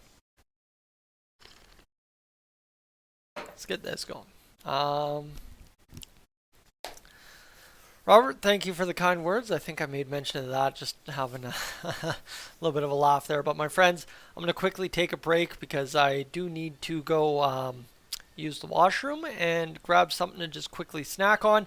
I'll be right back and we'll get things going for the second intermission. But before we do that, it looks like I actually closed out my scoring summary. And of course, we did have 3 more goals in that second period. So I'll close up the summary and then we'll go take a bathroom break and get this all done, because as we know, these Monday night hockey intermissions are something of a little bit of a drag, so we'll see what we can do. All right, Oilers Predators, let's go quickly see here what we can do. All right, Matthias Ekholm from Thomas Novak. Yes, Puljujarvi from Darnell Nurse and Jack Campbell. That's your first period scoring summary. Then Jordan Gross with the point shot off of Tyson Barrie's pants. It was going 4 feet wide, takes a carom off of Barrie and goes back to the net on Jack Campbell. So, again, 2 goals this game that you don't really blame on Jack Campbell, and really 1 goal that's not against the Oilers' defense either. So technically, take out that Jordan Gross weird bounce, and really it's a 2-2 game, and that's why I say this one's winnable. Ryan Nugent-Hopkins responds moments later with his 16th of the season from Connor McDavid and Tyson Barrie. Barrie again extends that hot streak he's been on. He's been playing very well lately, picking up the secondary assists or primary assists. Matt Duchene, though, scores a yikes goal against the Edmonton Oilers there on that one. Michael Granlund and Cody Glass pick up the assist. And my friends, that is your second period scoring summary. So I'm going to go take a break because just getting my eye away from this light is real nice tonight. And I will be right back. But in the meantime, feel free to hit that subscribe button here on Dolynny TV. Whoop. Nope. That's the wrong graphic. We want this graphic to move up. Nope. Apparently it's not going to select it. There we go. Let's go here and let's go. Can I just make this smaller? Let's just make this smaller. How about that? Let's just put that right there. Cool, right there, and I will be right back.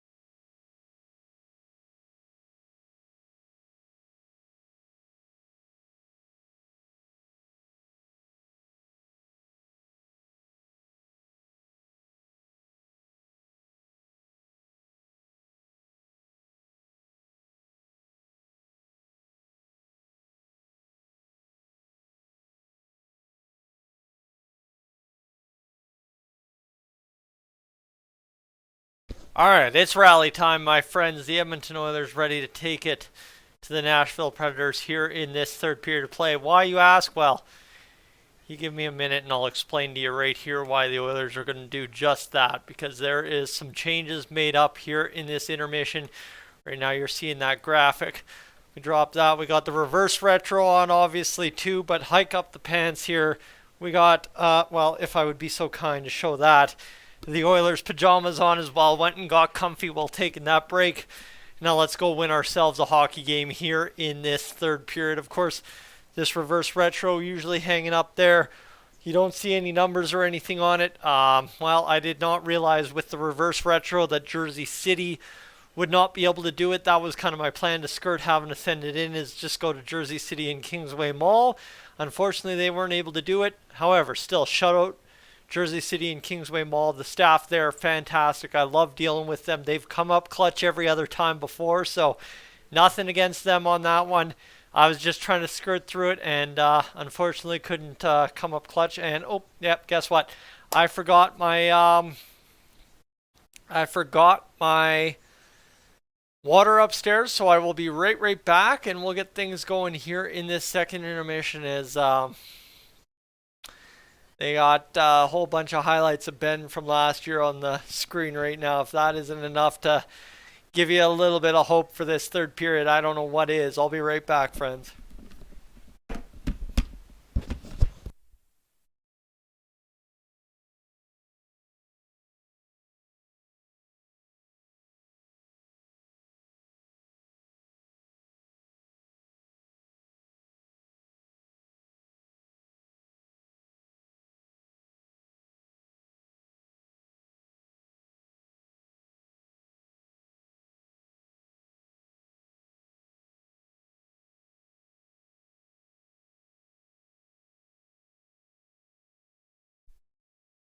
Alright, let's get this going, friends. As we see some new friends join the chat here tonight. Steve, welcome in. Yeah, we're still talking about the Rogers Wrapped in Red commercials. I don't seem to get those here on the Sportsnet Now subscription, or I'm not paying attention for them. So that's kind of the situation I find myself in, and everybody seems to hate them. As DOD, welcome into the live stream as well. Glad to have you along. And we're just waiting for this hockey game to get back underway now for this third period.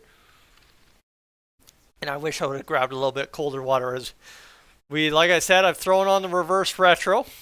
Something you haven't seen me wear yet this season, as it's been hanging up on the wall since the day I got it. 688 times 4 minutes exactly, divided by 60, my friends. We are at 45.86 hours on the stream, so that was a pretty productive hour of live streaming there. The last hour we just had to get up to 40 whatever the heck I just said. Quite honestly, my mind doesn't even think about that. But anyway, we're sitting here rocking and rolling, and we should be good to go into this third period, where we should be able to get ourselves quite a far ways into that dented 50 hours that I try to hit for every live stream. But as it currently sits, things looking very good here overall on the channel. It looks like kind of the past week still catching up with me here, as things are really coming together. And looks like Mattias Ekholm Oilers trade rumors has reignited on Dolynny TV with a view in the last hour. Obviously, too, that is mentioned on Monday Night Hockey there about Mattias Ekholm possibly being a fit for the Oilers out of 4 possible defensemen that they could go after. So that's where we're sitting. We're just waiting for this third period to get back up and underway. My friends, if you're new to the channel, and be so kind to hit that subscribe button, that would be greatly appreciated, as we're just waiting, like I said, for this third period to get up and underway. But a secondary thing too, as I've got 32 of you as a captive audience right now, very appreciative for everybody hitting the videos lately here. This past week on Dolynny TV has been absolutely unreal. I mean, to go out of town for 3 days, 4 days actually, I left on Thursday night, and see the results I did. Usually when I go out of town, things kind of fall by the wayside. However, I did a very good job to try and stay consistent with it. Obviously, Saturday didn't turn out to be the day I was hoping it would be. Right, me and Patrick were hoping that it was going to be his best live stream of the year, and that didn't turn out. But hey, you know what? End of the day, too, when the Oilers don't win, it's always a tough day at Rogers Place and a tough day to be an Oilers fan. But at the end-all be-all of it, still a very good past week here on Dolynny TV, all said. Pretty much putting up half my views for the month here in the past week. So we're hoping that that is something we'll try and double up on next week. So, well, this weekend, next week, I guess you could say. And NJ, welcome in. Glad to have you along for the live stream as well. I love the comments, right? It's one of those keep you in check kind of guys. Is this one shot in a goal there for the Washington Capitals in overtime? And Florida and Boston. I would love to see what happened here with Florida and Boston, because I know at one point the Boston Bruins were 2,500 point favorites to try and win this hockey game, and I think they indeed did here, as Patrice Bergeron fires it through Spencer Knight. So that, my friends, will be a 7-3 victory for the Boston Bruins. Yep, that figures. The Bruins have 4 regulation losses all season. They are an absolute unit out there. And the Dallas Stars against the Columbus Blue Jackets. Tarasov in net for the Blue Jackets tonight. And Jason Robertson absolutely threads the needle for a goal to win 2-1. The Jackets did score in the final minute of play.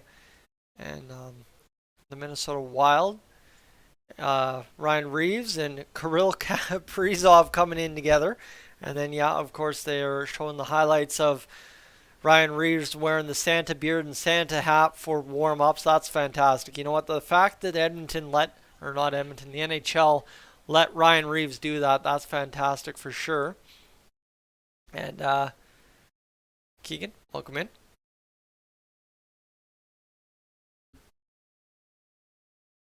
as we are ready for this third period to get things going. Let's go see what we can do here. What do we got? 447. Okay, sorry. All right, we're rocking and rolling. And I think too, if we go here and quickly check something out, I just want to again calculate the watch time one more time before I send you an ad. 722 times 4.066, I think is what the math is on that, divided by 60. My friends, we are 1 hour of watch time away from things getting done, which is technically 15 views away from things getting things going here. All right, we don't mind that at all. All right. Darcy, you're surprised that the Blue Jackets haven't made a trade yet. Well, here's the thing, is when it comes to making trades don't just happen because they need to happen. They need to be easy and doable, and for a lot of NHL teams, the trades they need to make aren't easy and doable. That's obviously been the main sticking point for the Oilers, is how you upgrade on defense by taking Cap out and bringing Cap in. Quite simply put, for the Oilers, not easy to do. But Gavrikov incoming. What? Patrick, or am I missing something? Am I about to shut down the stream to go do the Gavrikov news? Hold on. Or are we just talking about Darcy's comment? And Suns Nation, what team will win? I am, if I was a betting man, I'd bet on the Oilers just to win this one, because obviously the Predators think they've got a chance and they'll overthink it. So I'd go with there's a pretty good chance the Oilers win this one. Not as a homer, but just necessarily as an Oilers fan, there's a good chance to get things going. What's Daniel Nugent-Bowman tweeting?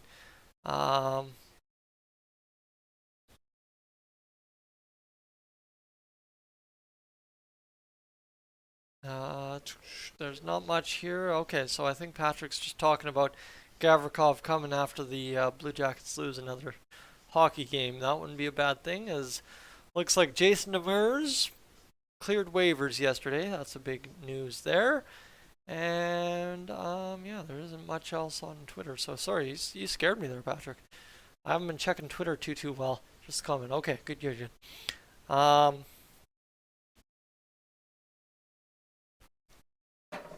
Let's see. You remember Suns Nation? Do I remember that? Obviously that was Thursday. Yes, I do.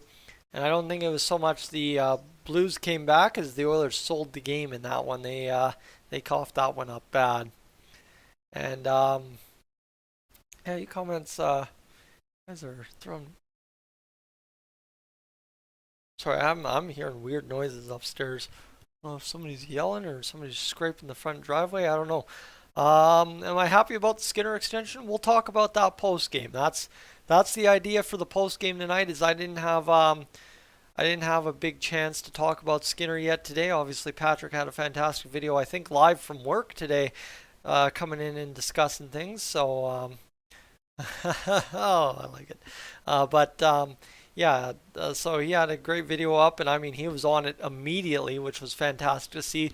So I will, in place of a post game tonight, win or lose, we will discuss the Stuart Skinner extension instead. That's kind of been the theme here. Is I've kind of learned here over the past year that the post games and the pre games aren't exactly the play, right? Obviously, I think Patrick's got a very good grasp on the post games, and that's something that he excels well at. So I let him break that down. And I think too, obviously competing against somebody like the Edmonton Journal is not something I really am interested in doing anymore. And kind of doing my own thing post game has been working out lately too. So it's really worked out to try and change things up. And so far so good here on Dolynny TV. And that said, Suns, thank you so much. As I will send you guys one last ad before we get things going. Let's get this going. Did I actually send the ad, or? See, let me try that again. There we go. All right. Face off. Let's do it. Puck's down, the Oilers win it. Marcus Niemelainen across to D partner Evan Bouchard up the middle and on to UC Saros. The Edmonton Oilers off and running here in this third period of play. Down the ice comes Evan Bouchard. Bouchard out to play it. He'll get it across to Marcus Niemelainen, who gets it up ahead to Kailer Yamamoto. Niemelainen, though, battles his man, gets lost in the Enterprise ad, but able to come away cleanly without an injury. Nugent-Hopkins battling the Predators man there. It'll come to the near side boards, and this one worked back to the blue line there by the Predators. D-to-D, open man, shot coming from Yossi, shot fired wide.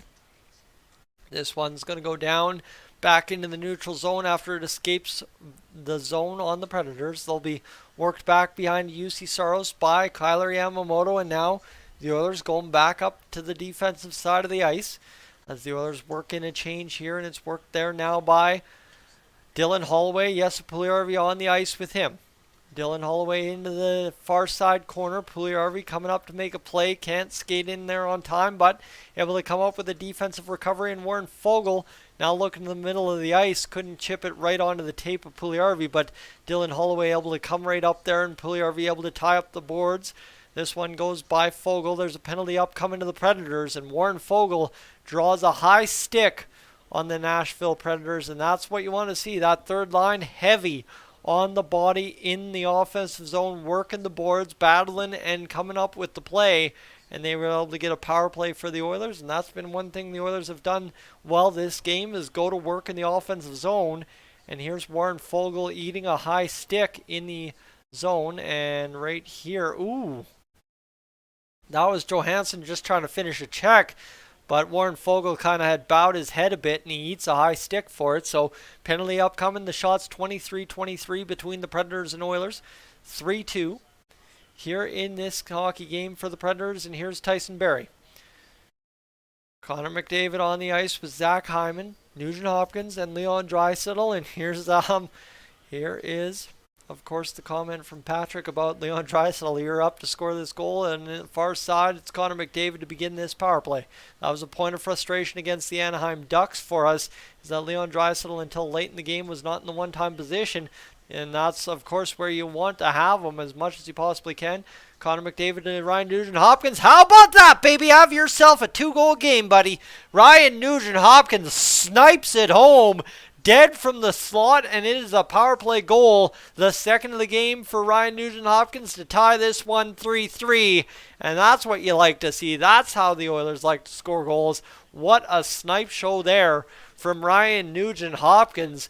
Just a rifle of a shot, and he scores a beauty of a goal. Saros is scrambling all around the net.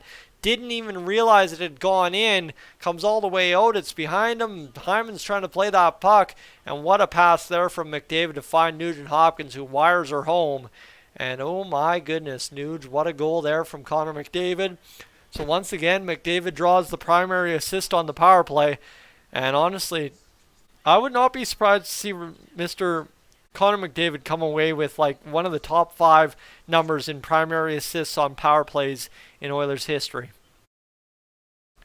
And that is going to be a stoppage in play, as all of a sudden, again, same script as that Anaheim game.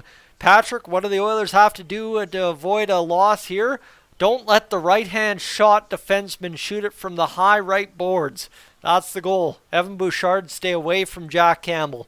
There's 2 things there that the Oilers have to avoid, and they can win this hockey game.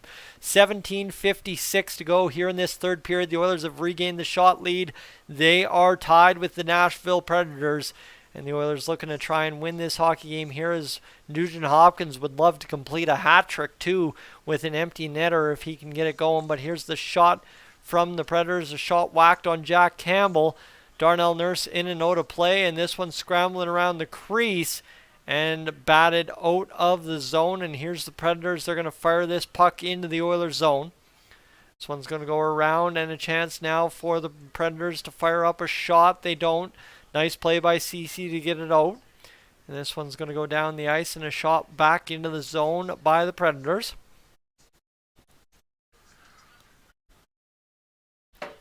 And Dylan Holloway will be able to turn it over to Cody Ceci. Down the ice it goes to, I believe that's Zach Hyman, or that's Jesse Puljujarvi back out there in a tie hockey game. Talk about earning ice time. Mr. Jay Woodcroft, very impressed with this third line today, right? They are in the next shift after the second line takes a turn after Nuge scores the power play goal, and here's a chance now for the Predators. They're walking in. Shot coming, shot from Ekholm, saved by Campbell. Weird, I wanted to say Skinner there, even though we've been watching Campbell all night. I wanted to say Skinner simply because we're so used to saying Skinner. And like I said, I threw on the reverse retro in the Oilers PJs simply because I wanted to try and turn the tide in this hockey game. And seems as though the Oilers have done that here early in this third period. And I don't think they gave up that next goal so far here. But Robbie, I think you're speaking for all us Oilers fans tonight, wanting to see Puljujarvi score the winner, and then hopefully Nugent-Hopkins completing the hat trick with a goal. But here comes Leon Draisaitl busting down the wing. Denied there by Saros. Now McDavid onside to Darnell Nurse. Or sorry, that's Brett Kulak. I saw a 2, and it was not Evan Bouchard. And here's Kulak faking the shot. He's eating up zone time. Here's some possession time for the Oilers now. Down to Barry, down to Draisaitl, who chips it short side on UC Saros. Saros will freeze up the puck, and with 15:46 to go here in this third period, I'll get you the primary assist on that Nugent-Hopkins goal. And what a scramble there. Darnell Nurse taken out, and somehow, someway, Jack Campbell keeps that puck out of the net. It's so far, well, Connor McDavid with the primary assist on that game, tying goal from Ryan Nugent-Hopkins, who scores his 17th of the season. Leon Draisaitl denied by UC Saros. Would have been nice to see him score there. Here's the fourth line taking a turn. Derek Ryan, the one-time blast, but it shatters his stick. And the Oilers' 45 third-period goals are the third most in the NHL this season so far. This one rimmed around the boards. 15:30 to go here in this third period. The Oilers doing a good job so far. 17 goals this season for Nuge as well. Shot denied by Campbell. What a save by Jack Campbell. That was a huge, massive save, that's for sure. And now a chance here for the Predators to continue attacking. Pad save and a beauty by Jack Campbell, and the Predators mix it up a little bit. Nice hit there by Klim Kostin to push the man back to the blue line. The shot steers wide of the net. Klim Kostin still trying to come up with that puck. And if you want to go over to Patrick's Twitter, the Oilers fanatic here in the chat, you want to go over there and check out his Twitter, because we got a photo with the man, the myth, the legend himself, Mr. Klim Kostin. The Predators back into the Oilers zone. Chance here for them to work down below the goal line. They'll do it. Matthias Janmark will see it chipped past him because of the tip. 14:32 to go here in this third period. Time winding down. 27 the shots apiece. Jack Campbell out to play. Cody Ceci will stumble with that puck again. About the third time he's done that this game, but it's good enough to get a note. This one's going to work here by the Oilers.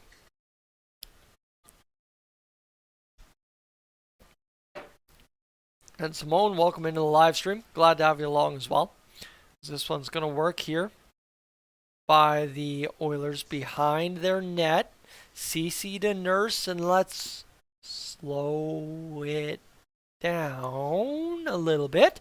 And then pick it on up as Leon Draisaitl comes out from behind the net. This one turned over to the Nashville Predators. However, a good save there by Jack Campbell to keep that puck out of the net as it goes high and up over top of the cage.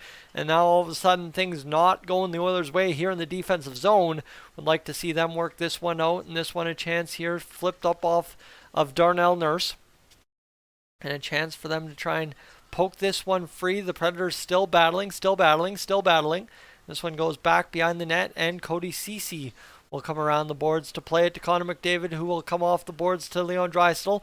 Draisaitl, backhand pass across. Ceci up to Connor McDavid. Very tired D pair on the ice, and Leon Draisaitl needs to lead a change for this Edmonton Oilers team. This one's going to go down into the boards. 13:03 to go, and the Oilers get fresh D-legs on the ice. Markus Niemelainen now out there. He'll chip it all the way to Zach Hyman, driving backhand to the net. And that's one of those ones where you need a face-off shot. Zach Hyman gets it. We'll have a stoppage in play, and the Oilers maintain a 3-3 game, as that's a scramble of a play, and what a save there by Jack Campbell to make that pad save on the short side stuff on the backhand by the Predators. But thankfully for the Oilers, they're able to keep it out. And yes, Flipper do to agree with you, absolutely, the Oilers need to win this one for Jack Campbell. He's been solid enough to win.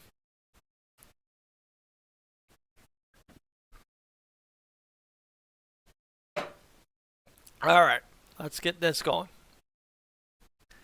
As we're going to sit here and just quickly take a look at how things are progressing on the live stream. Like I let you know in the last watch time update, things were looking good here so far as we had hit our 50 hours that I try to normally get us to do here on Dolynny TV. That's kind of the minimum I'm looking for every live stream when I start up.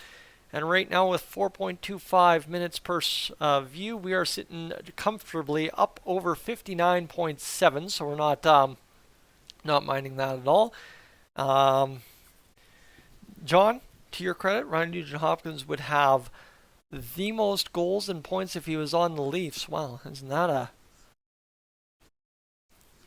something to say? And Stoney, you're hoping that Mr. Jack Campbell gets the big boost tonight from the Oilers, and I think so. And Jim, I'm going to tell you this. This is the hard part about this Edmonton Oilers team tonight is, yes, the D-zone play has not been good at all. However, the offensive zone play and the determination on the forecheck tonight has been better than we've seen in a couple of weeks. That's the struggle tonight with this Oilers team, is they've been fantastic getting the pucks in the offensive zone, not so great at getting the pucks in the defensive zone, and that's the real struggle tonight, as Jack Campbell has played a pretty good game.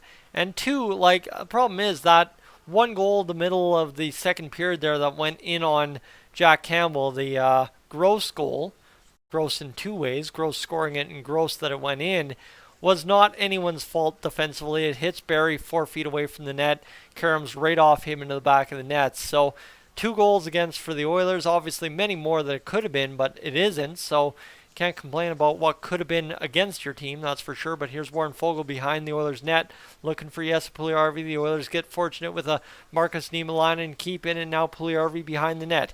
He's taken down, and Puljujarvi on the ice. 12:15 to go here in this period, and Puljujarvi well offside on that play.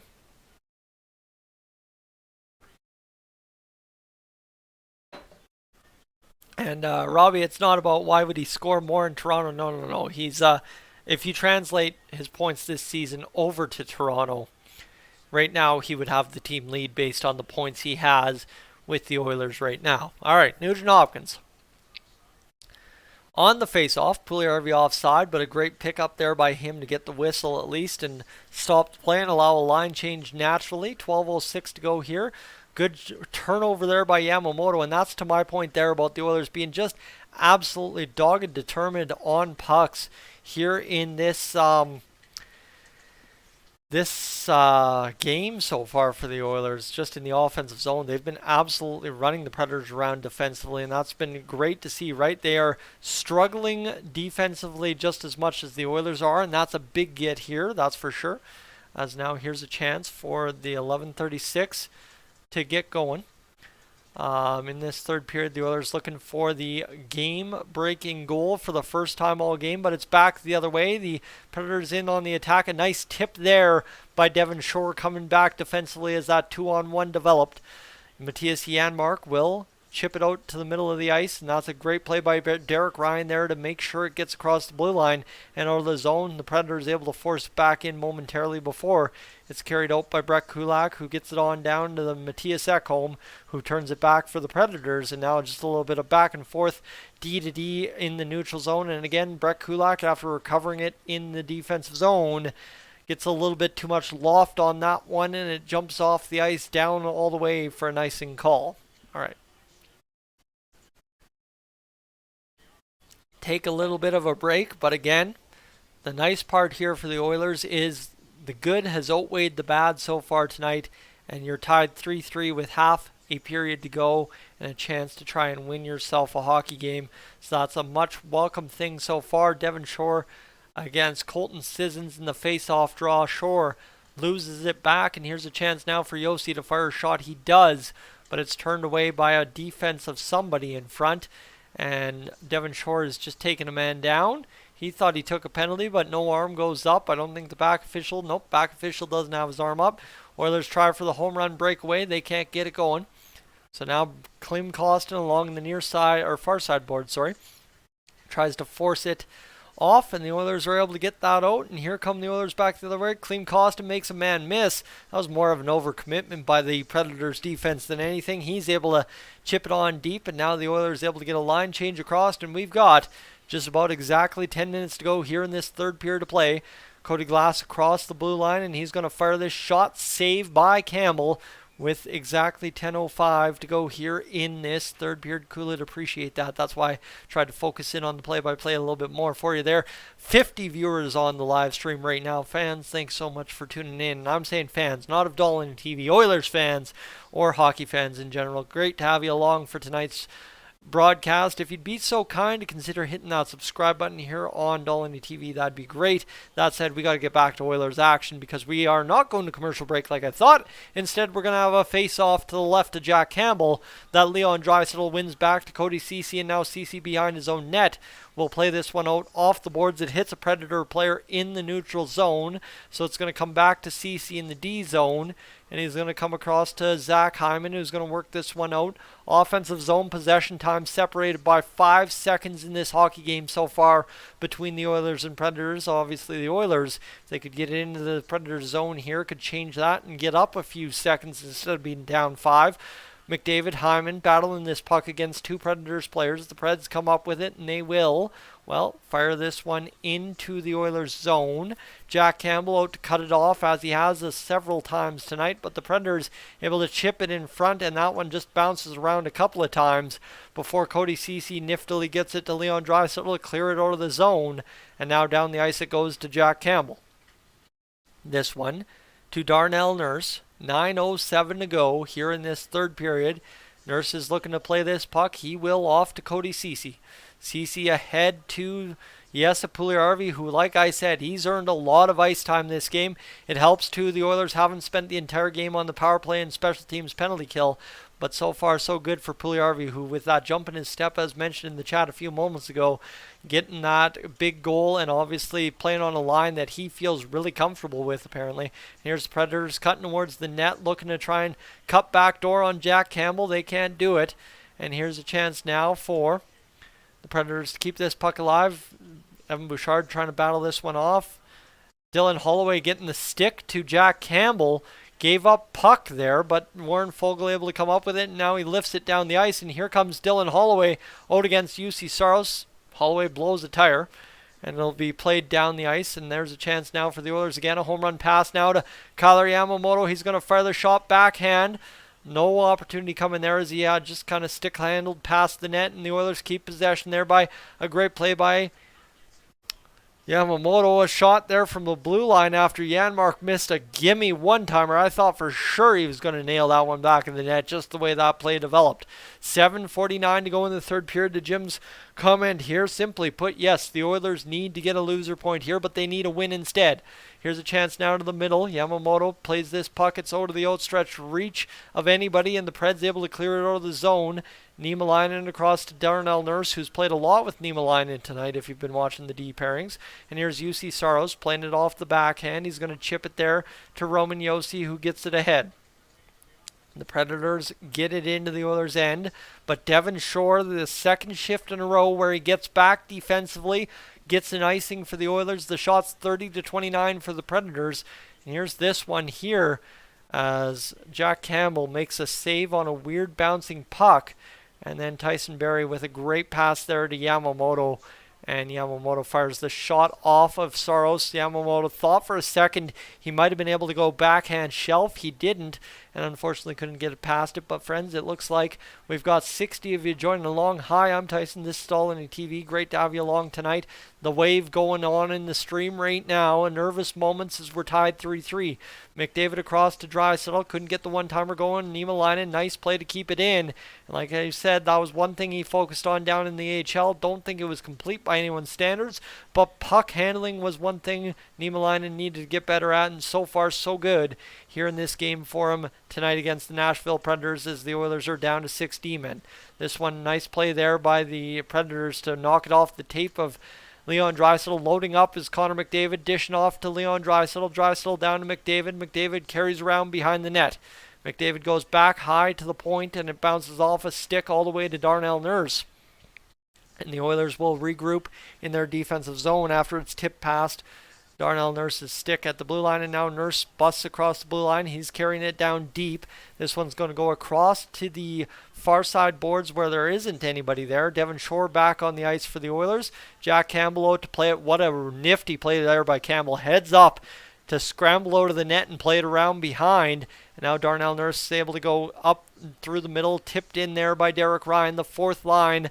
Now getting a shift to kind of grind down the time and try and wane down this clock a little bit here as the Oilers look to try and take this into the dying minutes of this hockey game and hopefully get 2 points out of this hockey game, tied 3-3 with the Nashville Predators late. And I'm actually really impressed at how much better the defense has been here in this third period compared to the first two periods. But of course, big credit to the Oilers playing much more offensive styled hockey here in this third period as well, taking it to the Predators and making them defend so far. The Predators work it out of their own zone. A nice pickup pass there. They'll carry across the blue line, and here comes the attack. Matt Duchene across to his forward attacker, Johansson, Ryan Johansson, Marcus Johansson. Confused that a couple of times. However, the Oilers clear, and, well, easy play there for UC Saros to get it D to D end. Out of the zone and turned around is Brett Kulak before he retrieves it in his own zone. And my friends, we are down to 305 seconds to play in this hockey game. The Oilers and Predators going to go down to the wire to try and decide the 2 points tonight in the Music City. Brett Kulak collects this puck. He'll play it ahead. Chipped in there. And this one's going to be met there by Zach Hyman, who will come out to play it with Connor McDavid. McDavid up back to Leon Draisaitl, across to Darnell Nurse, who sees the shot available, the tip at the side of the net for Zach Hyman. The Oilers trying to battle this one. Great play there by Evan Bouchard to tie up the man and allow Darnell Nurse to get back into position. Now Evan Bouchard, talk about positioning, back there right away. Darnell Nurse able to come up with his puck to Leon Draisaitl, who flips a pass out to the middle to Zach Hyman, who's skating in on the attack. He's got the man beat wide. He tries to take it to the front of the net. Can't.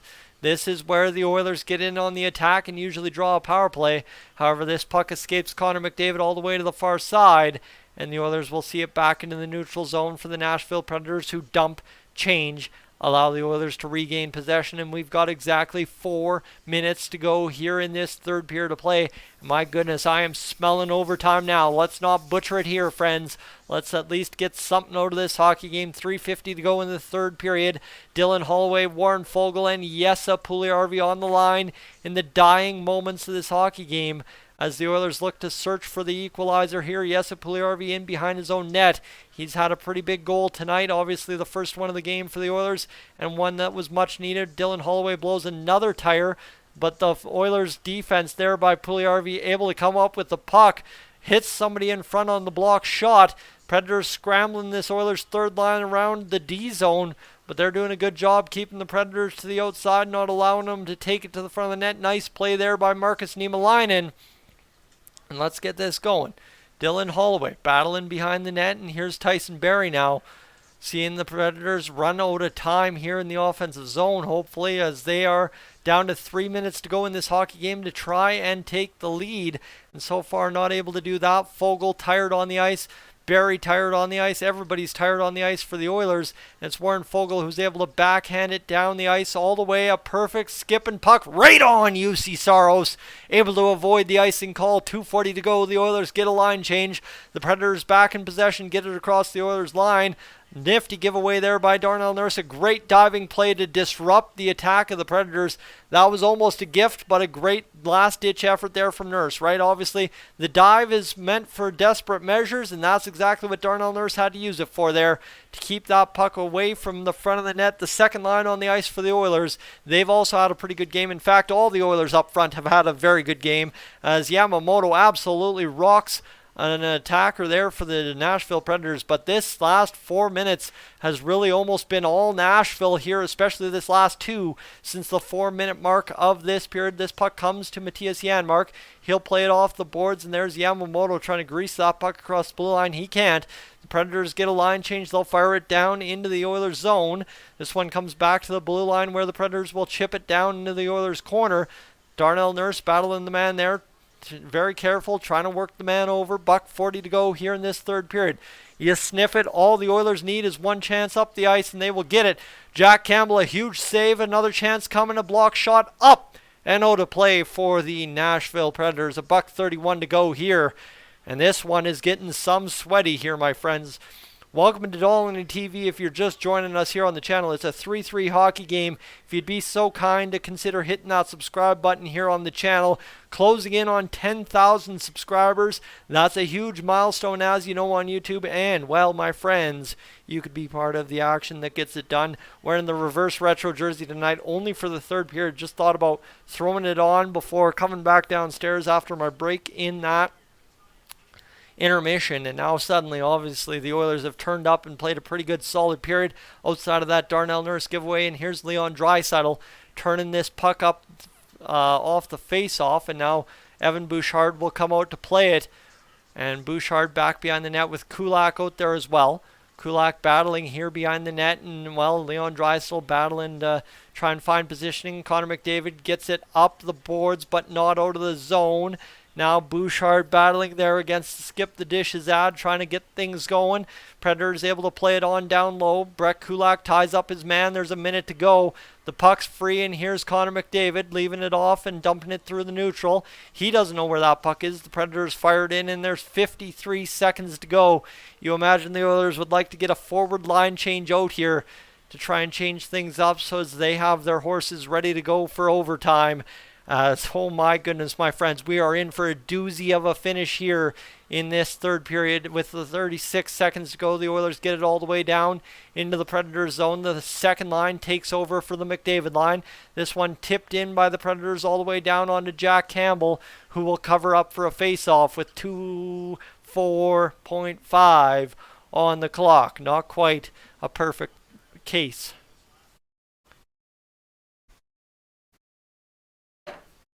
All right. Whew. Take a breather, my friends. Take a second right now. Breathe in. Hold it. Face off to the left of Jack Campbell. Let's go. 24.5 seconds on the clock. Let's get this job done here. Janmark, Nugent-Hopkins, Yamamoto, Barrie, and Nurse on the ice. So Barrie obviously getting the love for a great defensive effort here, but the Oilers would love to take this one to overtime. The shot coming. Jack Campbell to save. And a game he's had so far. 20 seconds to go on the clock. Jack Campbell, a key save right there. And all of a sudden, the Edmonton Oilers getting a little bit of bailed out by their goaltender so far in this hockey game. And this has been a pretty sweaty finish. And it will continue to be a sweaty finish if the Oilers don't win in either regulation or overtime. But you got to get to overtime first to win in overtime, and I mean you got to not get scored on in regulation to win in regulation. So the face-off scrambled up. The Oilers' top line out there, that's out of the zone by the Predators, who have now 15 seconds to work with. The Oilers will come in possession here with 12 seconds to go. It's fired around the boards to Darnell Nurse, who is going to be confident to take it and get the point for the Edmonton Oilers. An effort, right? A sloppy game defensively that results in at least a point, if not two, for the Edmonton Oilers going into overtime. Live on Dolynny TV, we don't mind that at all. The Oilers good enough to get the job done, my friends. This is Dolynny TV. Good evening and welcome to it. First overtime game of the season, I think, on the channel, by the way. And if you'd be so kind, like I said a few moments ago, to consider hitting that subscribe button here on the channel. Like I said, we're within 375 subscribers of 10,000, and it would be fantastic to have you along, A, for the World Juniors, but B, for the Edmonton Oilers season the rest of the way home. Christmas is going to be a very busy time of year for me. And now, Jack, you're saying you really need a Connor McDavid goal. Well, my friends, the chat has been talking all about Connor McDavid possibly scoring a big goal this game. How about the overtime winner? I wouldn't mind that up at all, that is for sure. So hopefully we can get that going tonight, that is for sure. So let's quickly see where we're sitting here on this live stream, as things are up to 9,628 subscribers on the channel. Again, thank you so much if you've been kind enough to hit that subscribe button here on the channel. And as we're sitting here, it looks like I just had somebody follow me on Twitter. So, all right, game on. And we'll see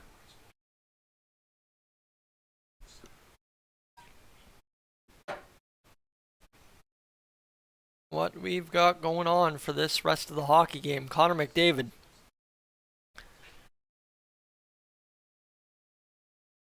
Yep, Connor McDavid telling Darnell Nurse, hand up, hold on, don't move, stop, don't, please. As the Oilers are trying to win this hockey game right here, right now, against the Nashville Predators in overtime. As we know, the Oilers auto win in overtime. Generally speaking, we won against the St. Louis Blues had the interpretation of the rule not been control instead of possession, right? Connor had possession. He did not have control. That's the definition of the rule. Therefore, offside. Connor McDavid lost is what it is. And we lost in a shootout getting 1 point. The Oilers now trying to get this going here and win ourselves a hockey game. Ryan Johansson draws in against Leon Draisaitl in the face-off dot. Shots 34-30 after overtime. Darnell Nurse ready to get things going here. And he will control off of the face-off win. And here's Leon Draisaitl headmanning ahead to Connor McDavid, who's got Darnell Nurse jumping up in the play. Darnell Nurse to the backhand, can't chip it home. Here's now to the Predators' possession. Draisaitl pressuring there on the low man. Philip Forsberg behind the net. Roman Josi takes over. Josi against McDavid up the ice now as McDavid stays on Josi and the men cut to the outside. Jack Campbell sees it whistle on wide. 4:23 to go here in overtime as the Predators shoot another chance towards the net, but that's a great play defensively by Connor McDavid, who's got Leon Draisaitl and Darnell Nurse 2-on-1 down the ice. Here's Darnell Nurse. Fired that one up and over top of the net. And now Connor McDavid back into possession as there's a line change for the Predators and Oilers. Connor McDavid dragging to the outside, shot to the net, and Zach Hyman misses a gimme one-timer. Brett Kulak out there now with Zach Hyman and Connor McDavid. 3:50 to go in overtime. Kulak in possession at center ice, blows a tire, but is able to stay on his feet and keep possession of the puck. That's a huge get for the Oilers, who load up to Nugent-Hopkins. Nuge and Hyman on the ice. Hyman cutting in the middle. Nuge looking for the hat trick. Saros will take it, and for good measure, hold on to the puck.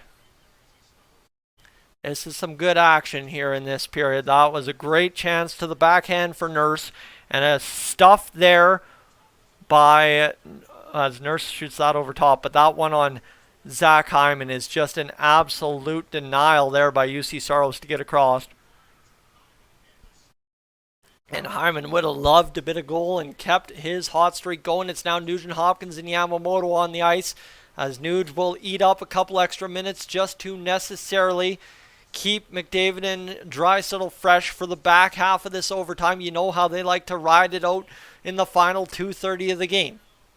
The Oilers and Predators engaged in overtime. Preds in possession here as they cross the blue line. Into the offensive zone are the Preds. The shot, the one-timer, fanned on by the Predators. Campbell just about botches it, but he's able to regain possession, or position. And now Nugent-Hopkins has Yamamoto cut into the middle. Nuge battling there. He's going to turn it over. Yamamoto back into position, able to keep the Predators at bay. 2:54 to go here in overtime. Back to the blue line. 2-on-1 for the Predators. Shot, scores. Tyson Barrie gets turned inside out, and Carrier scores the goal for the Nashville Predators. The Oilers get the point, but lose the game with 2:48 to go in overtime on the game-winning goal for the Nashville Predators. And, wow. That was a sudden finish there, right there, as Jack Campbell did all he could this game to win. But, I mean, I don't know if I'm a fan of how Tyson Barrie defended that. I'm not sure if I'm a fan of how the Oilers decided to go for that line change. That's overtime for you, though. And, yeah, I think overall that's not how you want to go. But the Oilers get within another point of third place in the Pacific. Now 1 point back of third place in the Pacific Division. So mission accomplished. You don't lose another one straight. Instead, you get 2 points of the last 6. So technically not as bad as it possibly could be for the Edmonton Oilers. And my friends, that is where we will end it for the evening. We will now head to talk about Stuart Skinner in this post-game edition of Dolynny TV. And I mean, hey, you know what? I'll take the point because it's better than losing outright like we could have at the start of the third period. Would I have loved to have 2 points? Absolutely. But hey, I mean, you lose every single game in overtime during the course of a season, you still get 82 points. So for the Oilers, hey, you know what? The effort wasn't good enough to win defensively, and they don't win. That's fair enough. So that's where we'll leave it for tonight. There's no point beating this one to death. Patrick, I'll await your review tonight. I'm Tyson, this is Dolynny TV. Thank you so much for tuning in this evening. It's been my great pleasure, and I will catch you in the next one. If I can figure out how to get out of here.